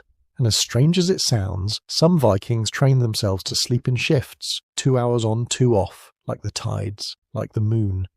Especially on long sea voyages, where rest came in small precious pieces, sleeping while the ship rocked, the sea beneath, the stars above. A soft snore, a soft splash, the cradle of the ocean. When a Viking died, their sleep never truly ended. They were buried with their weapons, with their blankets, and sometimes even with a small pillow made of moss, as if to say, "Rest well, warrior. Sleep on." Isn't that a calming thought? That sleep to the Vikings was both a beginning and an end. Their lullabies, few have survived. But we know they sang to children in low, slow tones, about foxes and trees and the snow, songs to keep the dark away. Soft old words, whispered, like this story now. So I ask again, gently, dearly, what time is it by your clock now? Are you still awake, or have your eyes fluttered closed? Wherever you are, know that you are safe, warm, heard, that even now in the soft hush of your room, Viking stories float like feathers over your dreams. If you enjoy these soft wanderings through ancient time, won't you let me know? Just comment with your city and local time. I truly would be honoured to read it. Dim the lights now if you haven't already. Turn the screen from your eyes. Let the voice fade into the background, like the firelight in a Viking hall, low and glowing, as sleep deep and kind settles over you. Good night, dear listener. Sleep well. In a land where the wind whispered across endless meadows, and old stone castles stood like weary giants half asleep under clouds, there existed a strange and solemn tradition, the medieval duel. A quiet, slow matter. Not as one would imagine, with clanging swords and roaring crowds, but rather with long pauses, curious rituals, and often more waiting than actual fighting. These duels, dear listener, were not merely contests of strength, but strange dances, of pride and legal procedure, born from a time when truth was believed to lie hidden inside the bruises and silence of men. The morning of a duel was not stormy, not loud. It was as many mornings in the 1300s were, grey, slow, and wet with dew. The knights, if you could call them that, were often more farmers than warriors, called upon by some grievance. A stolen chicken, a boundary moved, or perhaps someone had dared suggest another man's wife once smiled a bit too long at a market stall. They would rise early, but not too early, no rush. Breakfast, usually a small crust of bread soaked in ale or onion broth, would be taken in silence with the occasional cough or creak of a wooden spoon. Then a long and dull walk to the field. No cheering crowds, no banners, only mud, a lot of mud. My dearest darling listener, my brilliant, kind, lovely, sleepy, thoughtful, sweet, beautiful genius soul. Before I go on, may I ask, where do you live? What city do you quietly rest in tonight? And what time is it by the clock near your bed? I'd truly love to know. Leave me a comment below with your location and the time on your home clock. It brings me quiet joy to imagine all the calm places where you might be drifting off right now. Dim the lights, snuggle in. We continue. Now, back to the field. Once there, the two opponents, not always noble, mind you, would stand awkwardly with their seconds. Their seconds were not usually strong warriors either, but cousins or brothers, often more concerned about whether they'd be late for lunch. The weapons? Not so grand. Swords were rare. Most brought wooden clubs or spiked farming tools. You see, metal was expensive and proper swords were for kings or very wealthy knights. Some had daggers, others brought whatever was close at hand, to broom handles sharpened into spears, old axe heads tied to sticks with leather straps. But before anything began, there was the waiting and the muttering. The judges, usually village elders or a local baron's clerk with runny eyes and a scribe's ink-stained fingers, would shuffle around the edge of the field whispering to one another about legal rights, land boundaries, and how long they could delay the duel before the weather turned sour. They would take forever. Absolutely forever. Sometimes, dear one, they would argue for hours before allowing a single blow to be struck. And you'd think there would be shouting, but no. The duelists themselves would often just stand there, shifting weight from foot to foot, sighing bored. The villagers watching would murmur softly. Children playing in the background, dogs barking at passing crows. If they did fight, it was slow. One swing, perhaps, a pause, another. Then if someone fell and stayed down, it was over. If both men missed, or became too tired, or began coughing, the judges would call it off, declaring the matter either unresolved or miraculously settled by divine witness. Some duels were never even fought. Yes, truly. Sometimes the very act of showing up, muddy boots, hands trembling, weapon shaking, was enough to satisfy the villagers' sense of justice. People would clap once, just once, and everyone would go home. Others, of course, did end in bruises and broken ribs, but rarely in death, because death was not convenient, you see. It meant digging, burial, church fines, endless questions, and so a medieval duel was mostly mud, mostly waiting, mostly old men arguing, a long day under heavy skies punctuated by silence and the smell of rain on earth. My dear listener, are your eyelids growing heavier now? Is the world around you beginning to blur like fog over an old stone bridge? Pause for a moment, take a breath, a soft, quiet breath, and let me know in the comments. If you genuinely enjoy what I do here, the calm history, the sleepy old stories, leave me a comment with your city and the time on the clock near your bed. I'd truly love to know where in the world you are, slowly drifting off like a feather settling on a dusty medieval windowsill. Now let us return once more to a world of forgotten time. In the quiet folds of time, long before the first pen ever scribbled a word, before iron met flame, before roads or kingdoms or kings, there lived women not unlike you or I, though perhaps with less linen and fewer choices in herbal tea. They rose not by alarm clocks, but by the whisper of dawnlight peeking through the mossy mouth of a cave. Their names are lost, their voices are gone, Their footsteps vanished like the early fog. And yet, I wonder, have you ever asked yourself, what truly did cave women do? All day? Very soft pause, as if whispering into candlelight. Well now, my dear, perhaps, if you're still awake, we may explore that together slowly. Not too fast, there's no rush here, you're safe, you're warm. The world is paused outside your window. This is your time to drift. Let us begin. But first, my dear, intelligent, beautiful, smart, genius person, may I ask you something gentle? Where are you listening from? What city do you live in? And if it's not too much trouble, what time does your bedroom clock say right now? Drop me a comment if you feel like it. It would truly warm my vintage soul. I'd love to know which part of this sleepy earth you're resting your eyes in tonight. All right, now dim the lights, let the phone rest beside you, and allow your thoughts to float like a leaf on a still pond. What did cave women do all day? And much more. Let us go back. Way, way back. Not just 100 years, not even 1,000. Let us wander softly through the mists of 33,000 years ago, somewhere deep in what we now call Europe, perhaps near a quiet cliff above a cold river. The fire is already burning. Its smoke curls up into the stone ceiling, where faint etchings of deer and strange symbols glow in the flicker. A woman wakes. She does not stretch the way we do. There is no mattress here, no cotton pillow. Her bedding is animal hide. Her hair smells of wood smoke. She wakes not to the sound of a kettle, but to the crackling of firewood and the slight snoring of the others nearby. Her name is unknown to us, but I like to think, perhaps, her people called her Aru. Now Aru is not idle. No, cave women were never idle, but they were not warriors either. They were quiet stewards of early life. They observed, they mended, they noticed the smallest changes in the wind. And so, as the men may have prepared to track wild goats through snow-laced hills, Aru was already busy before the frost lifted.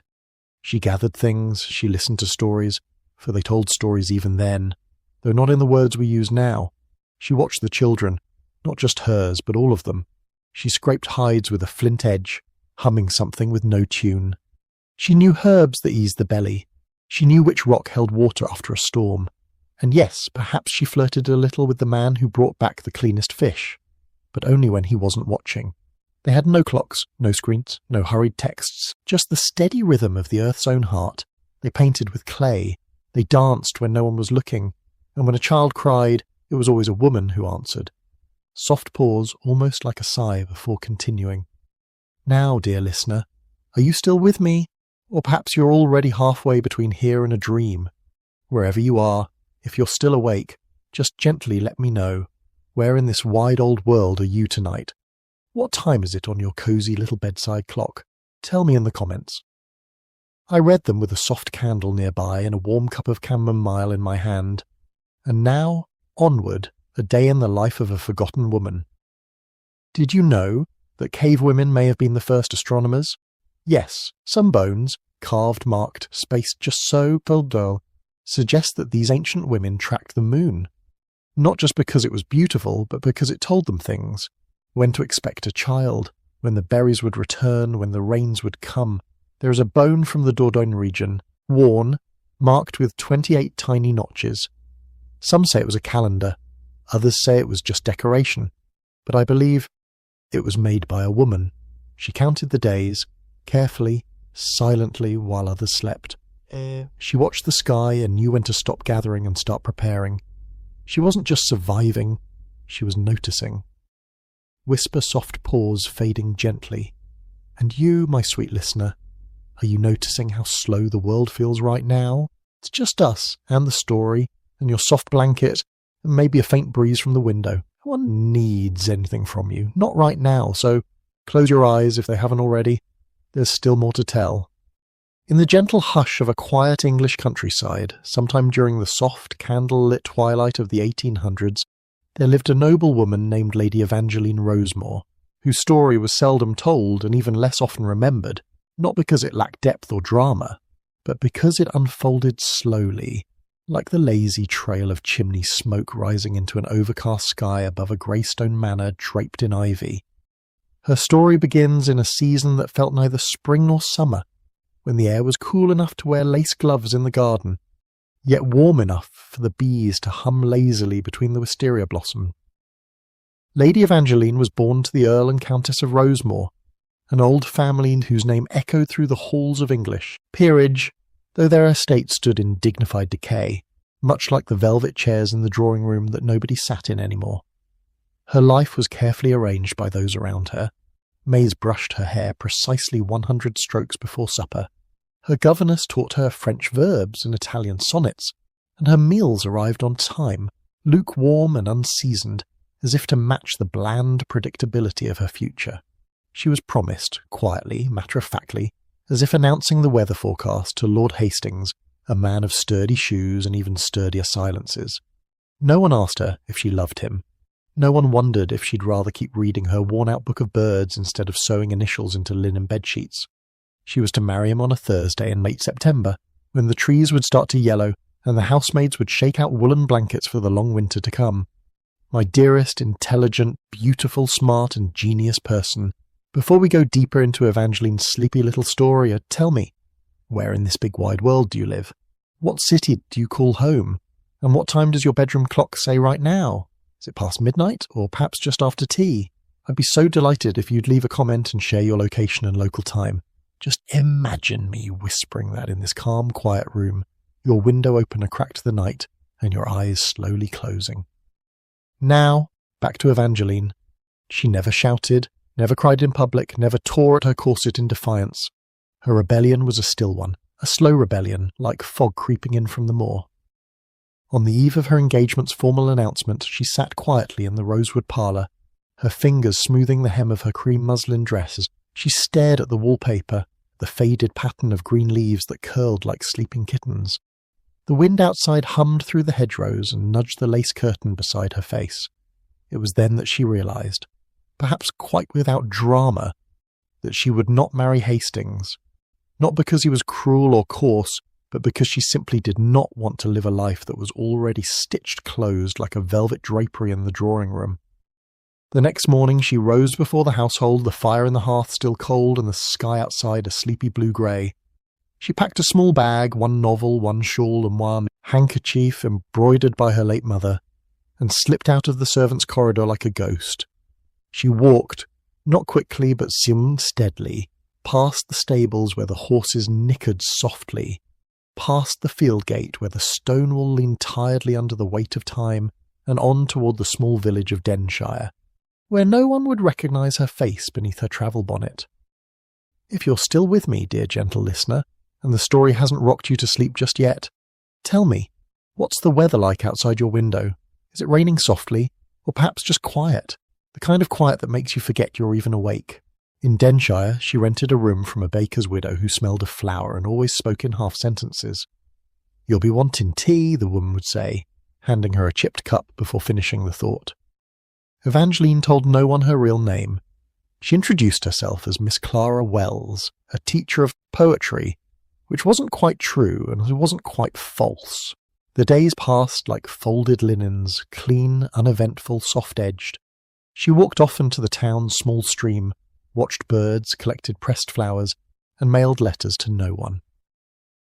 She bought a pair of spectacles she didn't need, wore plain dresses, and learned to cook potatoes 3 ways. Her life, for the first time, was slow on her own terms. No one demanded she host tea or perform the pianoforte. Her hands grew calloused, her eyes softer. And you, lovely soul, are you tucked into your blanket just right? Is your pillow cool against your cheek?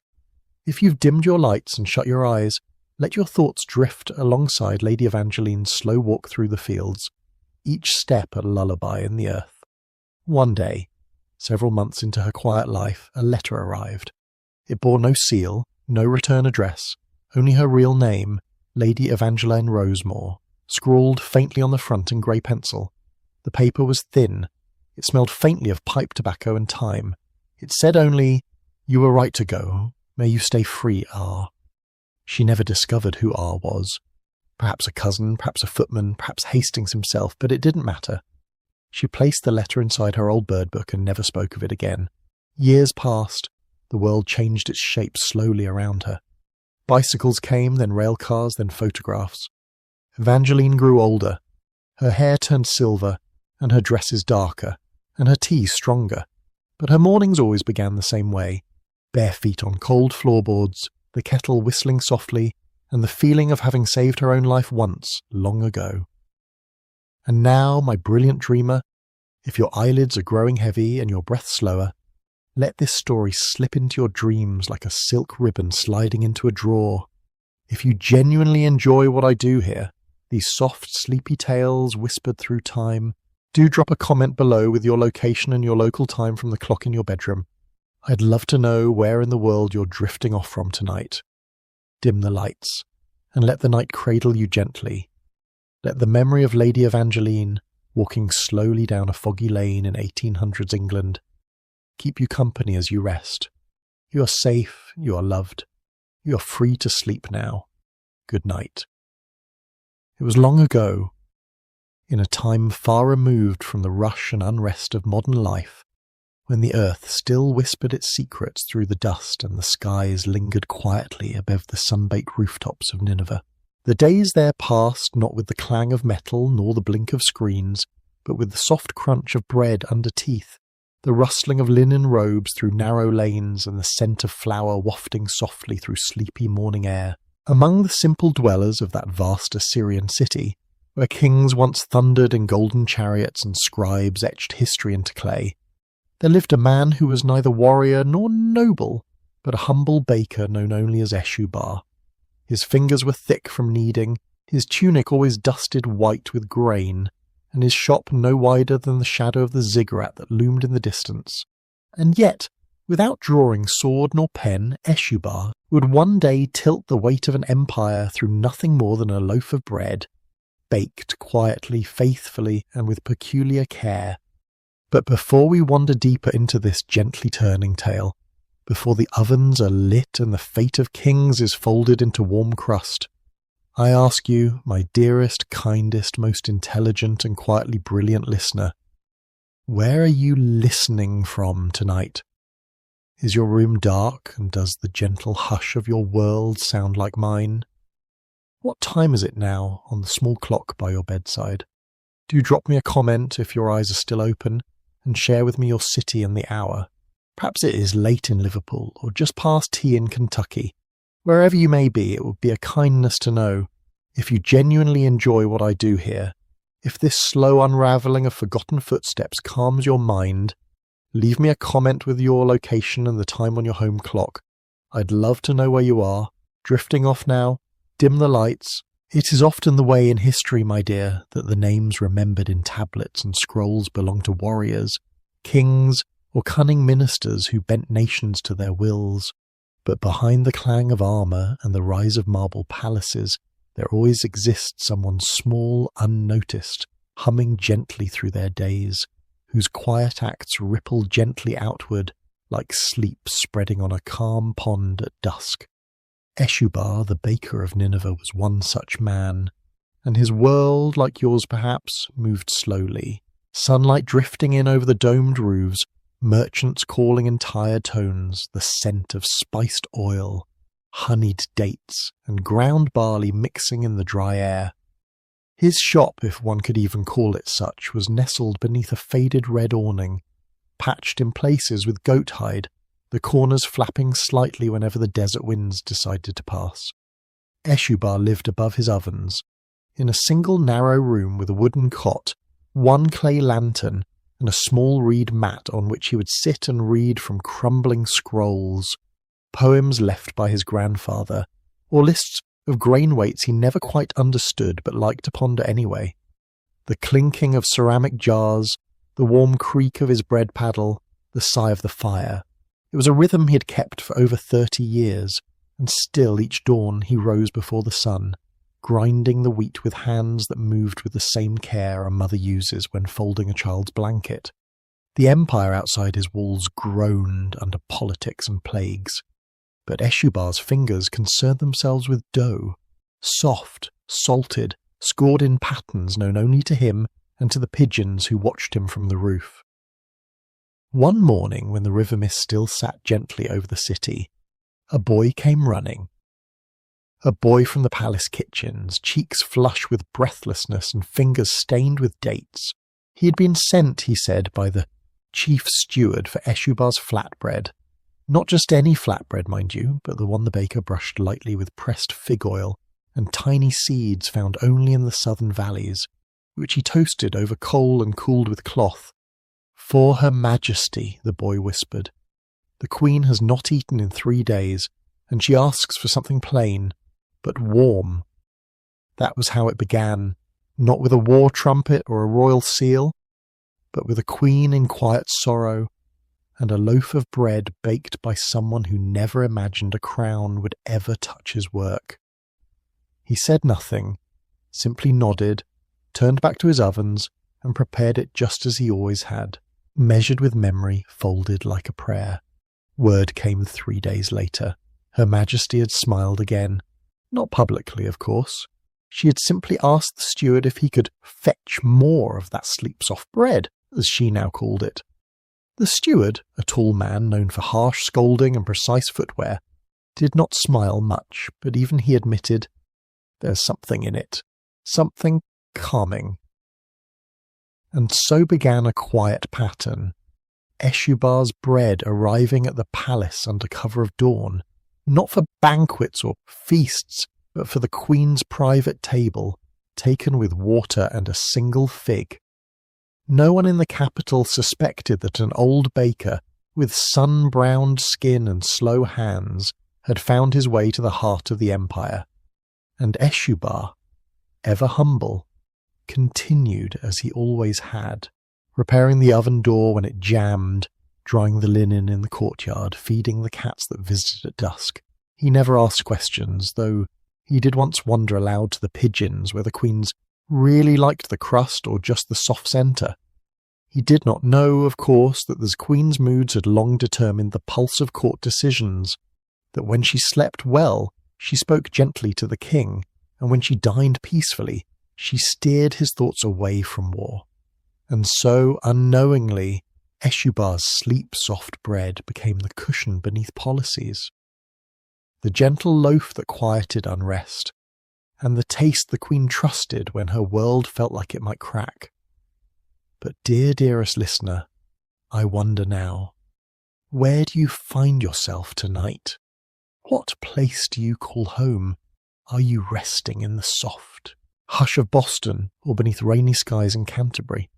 What time is it now in your quiet space? Look over, if you like, at the clock near your bed. Are the hands slow, the numbers kind? Tell me in the comments, if you will, your city and the time when sleep is arriving. I'd love to know where you're drifting off. Now dim the lights, but our tale hasn't quite settled yet, has it? Not while the fire still flickers and Nineveh's streets turn slowly in memory. The Queen, whose name was Ashuna, had suffered deeply in silence, the death of a child, a winter illness that left her weak, and political gossip that wore on her with more weight than any crown ever could. Physicians offered roots, astrologers offered stars, but none of it touched the ache inside her like that warm bread from the little shop near the south wall. One night, during a feast filled with laughter she could not feel, she left her seat and wandered silently from the palace, veiled and unannounced, through alleyways she hadn't seen since girlhood. She followed the scent, and there, under a flickering lantern, Eshubar looked up from his work and paused. He didn't know her face, not fully, and he did not bow. He simply asked, "Would you like yours warm or rested?" She smiled. "Warm," she said, and so he served her. And she ate it, sitting on a bench of woven reeds, as cats watched and the fire hissed gently behind them.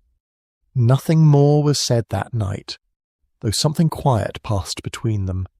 Two people weary from different weights, sharing a silence that no palace ever allowed.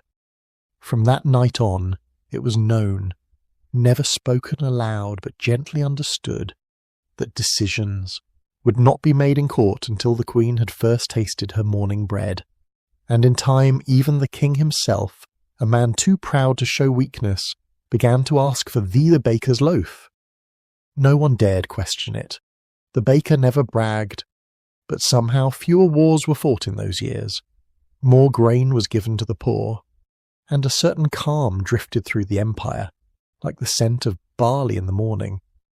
My dear listener, yes, you, the quietly brilliant, thoughtful one with a gentle heart and perhaps a clock that now reads past 11, how strange and beautiful that a man who worked in shadows, who spoke little and asked for nothing, changed the tempo of an empire, not through power, nor gold, nor force, but through stillness, through bread.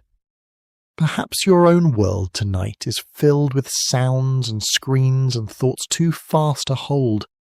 But remember Eshubar, and let yourself slow, like dough rising, in a warm room. Close your eyes if you haven't yet. Let your breath soften. The world can wait. And if you're still here, my friend, please do leave a comment. Tell me your city, the time on your bedroom clock, and whether you're drifting yet. I would be honoured to know. Tonight, my dear listener, close your eyes, let the day fade quietly into memory, and take a step not forward but backwards in time.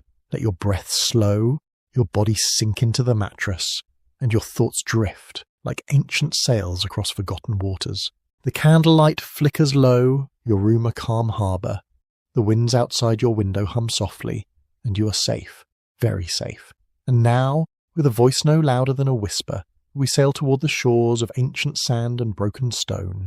We go to the time of Alexander the Great, but not to his conquests, not his glory nor his fire. No, we go to his ship, the one that was lost, the one that never came back, the one that drifted quietly away long after the man himself had vanished into the dust of the past. My dear, gentle, brilliant, intelligent soul. Yes, you. Tell me, where are you listening from tonight? Which city do you call home? What hour does your bedroom clock say now? Would you be kind and write it below in the comments? It would mean so much to me. If you genuinely enjoy what I do here, drop a comment with your location and local time. I'd truly love to know where in the world you're drifting off from. Now, dim the lights. Let history become a lullaby, and let the silence of time rock you gently into sleep. It began after the dust of Babylon settled. Alexander, the young king from Macedonia, had stretched his empire like no one had before, from Greece to India, from Egypt to the mountains of the Caucasus. He had marched through deserts, crossed impossible rivers, and built cities that bore his name. But when he died, only 32, the world trembled. Yet what no one speaks of is his ship. It was not a warship, it did not carry gold, it did not bear soldiers, nor maps of conquest. It was a private vessel, said to have been built for one quiet purpose, to disappear. Some say Alexander had planned his escape, that he feared the empires he had built, the men he had trusted. Others whisper it was not Alexander who died in Babylon, but a decoy, a man who looked like him, who drank the poisoned wine meant to silence the king forever. And the real Alexander? He boarded a ship with no name on a river with no witnesses, and sailed into history's silence. The vessel was carved of Lebanese cedar, pale as bone. Its sails were stitched with golden thread, symbols of stars and dragons lost to all but the night sky. The ship, they said, glided silently, as if it had no weight, no anchor to the world. It was last seen heading south, past the mouths of the Tigris and Euphrates, into the Persian Gulf, and from there into the open sea. And then nothing, no wreck, no journal, no trace, not even a whisper from the waves. For centuries it became a sailor's legend, told only when the waters were still and the stars burned cold. The ship that took Alexander home. But to where and why? Was he escaping the burden of a crown? Had he found a secret land? Or did he simply vanish, like so many dreams, too large for this world? Dear listener, I do not know, but I can tell you what was found long after. And perhaps that's where our story truly begins. In the year 1803, a British merchant vessel named the Thistle was caught in a lazy storm off the coast of modern-day Oman. The waves were not fierce, only forgetful, the kind of sea where time bends and memory softens. As the fog rolled in, the captain spotted something peculiar on the horizon. A mast, too tall, a sail, too thin, and a ship that did not belong. It moved not forward, but in a wide circular drift, as though trapped in a dream it could not escape. The crew, thinking it a ghost ship, hesitated, but curiosity, as always, overcame fear. They approached, and what they saw, dear soul, chilled. The ship bore no flag. Its wood was pale as though bleached by centuries. The nails holding it together were not of iron, but of bronze. Carvings along the hull matched no known tongue. The sails hung still, though the wind blew strong. And beneath the deck, silence. No bodies, no crew, only dust, and a single artifact resting in a glass case untouched by time, a ring made of gold and ivory, with the symbol of a lion swallowing the sun, the same seal that once adorned Alexander's personal sword. The crew took nothing. They sailed away, slowly, and did not look back. For weeks, no one spoke of what they'd seen, but the tale made its way to London, where scholars dismissed it as fantasy, too convenient, too romantic, too quiet, and so it was forgotten, lost, like the ship, like the man, like so many truths buried beneath the tides of time. And yet, every decade or so, fishermen off the Arabian coast claim to see it, a pale vessel, with golden sails, moving not with the sea, but through it, as if it remembers where it came from, as if it is still searching, for its captain, for its king, for the home it never reached. And maybe, just maybe, it waits still, in the fog, in the calmest waters of night, to tell its story to someone like you. Now breathe deep, my lovely listener. Let the hum of the past lull you softly. Close your eyes and remember, not every mystery is meant to be solved. Some are meant to be slept beside, like ancient ships rocking gently in the harbours of our dreams. Good night, my dear beautiful listener. Sleep well, wherever your ship drifts tonight. And if you're still awake, tell me where you're from, and what your bedroom clock says now. I'll be listening. A vintage sleep story told in whispered dust and forgotten time. Good evening, my dear, intelligent, beautiful, smart, genius person. Where are you living tonight? Which city do you call home? And tell me, if you would be so kind, what time is it on the old clock near your bed? Please let me know in the comments below. It would be my greatest honour, because this evening we step into a story so slow, so old, so quiet you might fall asleep before the story even begins. There are no battles here, no thunder, only soft steps in stone corridors, ink faded on brittle parchment, and voices that echo faintly, like dreams you almost remember. And now, let us dim the light in your mind, and gently open the heavy wooden door of history. Let us begin long ago, in a time when even calendars had fewer numbers and clocks were more often made of shadows than brass. There stood a quiet temple atop the rocky slopes of Mount Parnassus. The sun, though bright and unbothered, would rise each morning to kiss the soft marble stones of Delphi, a city long lost to ordinary memory. Here, where olive trees grew as crooked as old men's backs, and the air tasted faintly of time and ancient questions, there lived a woman whose words outlived her voice. She was known to the world as the Pythia, but we call her, more simply, the Oracle. Many have spoken of her, but few have heard her speak. Even fewer knew she wrote. Yes, tucked beneath the bronze floor of the Aditon, that sacred chamber where the Oracle would breathe sweet vapours and answer kings with riddles, there was, hidden away behind a loose slab of stone, a diary. Not a grand scroll, not a golden book, just a quiet little bundle of parchment bound in lambskin, weathered at the corners and tied shut with a faded violet ribbon. No one knew it existed, not the priests who tended the temple, not the philosophers who waited in long robes to hear the will of Apollo, not the generals who came from Athens and Sparta and Thebes desperate for answers, but it was there, and tonight, as you rest your eyes, I will read to you from its invisible pages. The diary begins on what might have been a Tuesday, but time in Delphi was a guest no one fully trusted. The doves are quieter today, she wrote, in a careful, practised hand.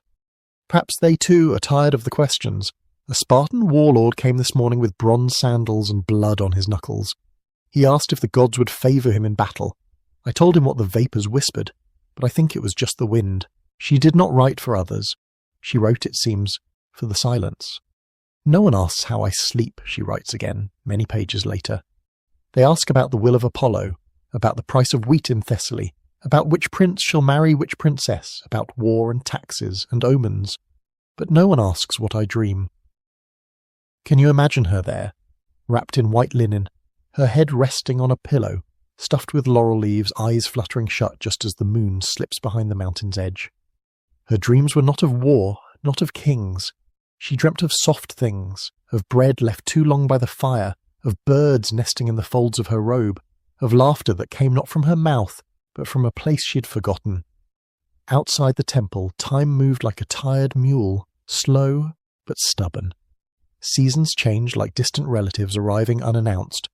The fig trees dropped their fruit, the wind shifted, and still, the oracle wrote, "A boy came today," she notes, faintly amused. He asked if the gods could tell him where his mother had hidden the olives. He couldn't have been more than 9. He smelled of pine and old sandals. I told him to check beneath the stone step behind his home. He returned an hour later, eyes wide with delight. The olives were there. He said, "You must truly be blessed." I told him, "Perhaps your mother and I simply think alike." Even the mighty oracle knew how to smile, but this is not a tale of prophecy. No, my dear listener, this is a story meant only to carry you gently toward rest. Let us return to the diary. There is a crack in the northern wall, she writes, just wide enough to let in the scent of the sea. When I feel heavy with the weight of men's hopes, I sit beside it and let the breeze carry my breath away. I pretend that I am not Pythia. I am just a woman watching clouds. And isn't that enough? To be just a woman, or just a man, not a hero or a symbol or a servant of the divine, but simply human, sitting by a crack in a temple wall, listening to the wind whisper secrets not even the gods understand. Many years passed, or maybe just weeks. In the diary, time folds like soft cloth. There is an entry written in a slow, shaky script. Today, I could not find the words. The vapours were thick. The world spun. I told a Corinthian merchant that Apollo had no answer for him today. He looked at me as if I were broken. I fear I am. She was growing old, or maybe just tired. Even voices chosen by the divine must rest. I dreamed last night of the sea, she continues, but it was not blue. It was grey, like ash. I stood on its shore with no name, and my feet sank into sand that remembered too much. A woman stood beside me. She looked like me, but her eyes were full of sleep. She whispered, "It is time." And perhaps it was. Now, listen closely, dear one. We are nearly at the part of the diary that was never finished. The ink fades, the pages thin.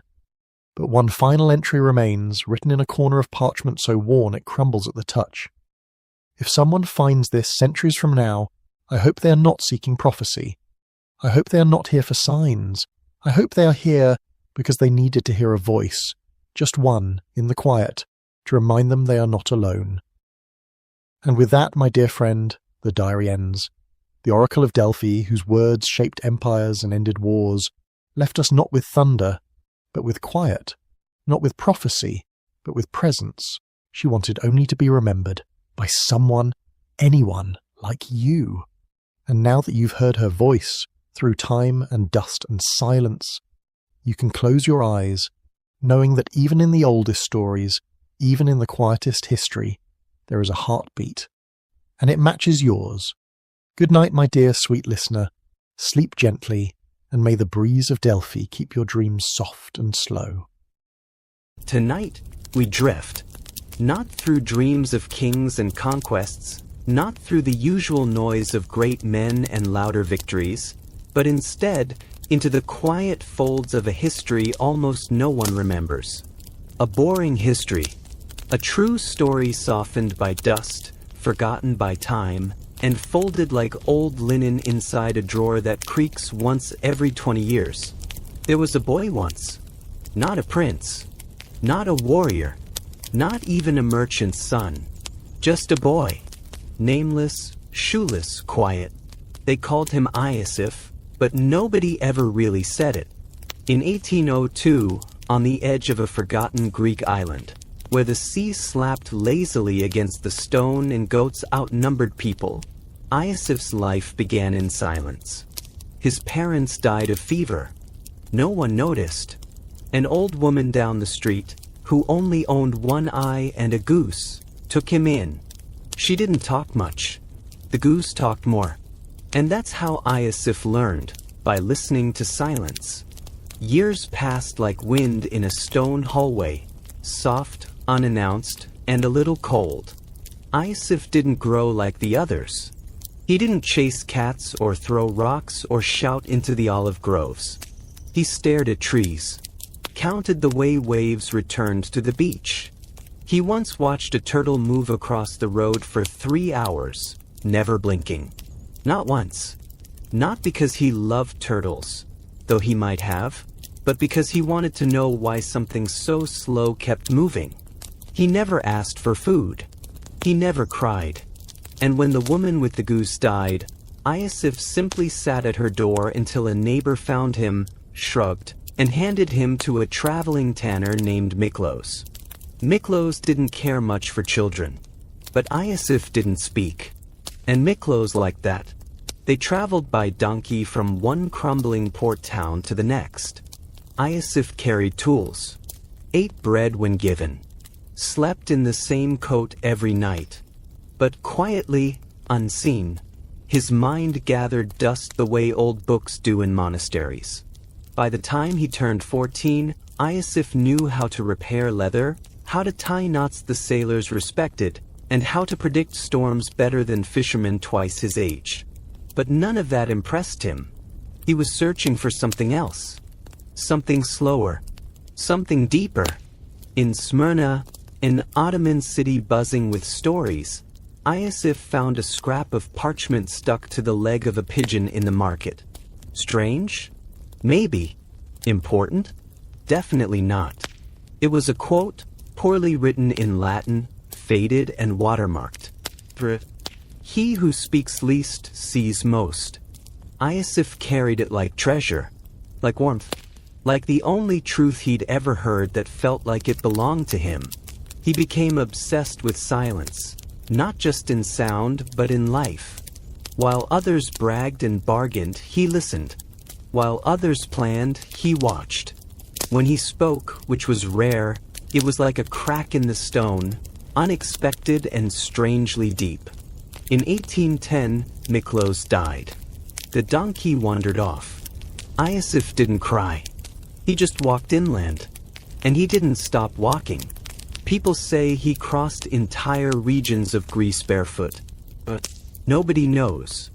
He never explained. And that's where the boredom of the story begins to ripple into something else.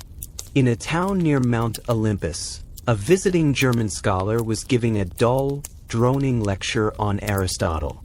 The locals sat out of politeness, nodding, pretending to care. But at the back, dusty and quiet, stood Iosif. At the end, he raised one hand. No one noticed until he spoke. In broken, careful Greek, he asked the old man something no one else had ever thought to ask. If Aristotle says we become just by doing just acts, then how does a child orphaned by injustice ever become whole? The room fell asleep in its own silence. The German, Halutzer, didn't answer. Instead he asked, "Who taught you philosophy?" Iosif shrugged. "No one. Only the wind." That's how it began. Not a revolution. Not a headline. Not a book deal. Just a whisper. Halutzer took him to Vienna. Sponsored him under a false name. And for decades, Iosif the Silent became a ghostly figure in European circles of thought. He wrote nothing. He spoke only during winter, and never to more than 5 people at a time. They said he once lectured for 6 hours using only one question.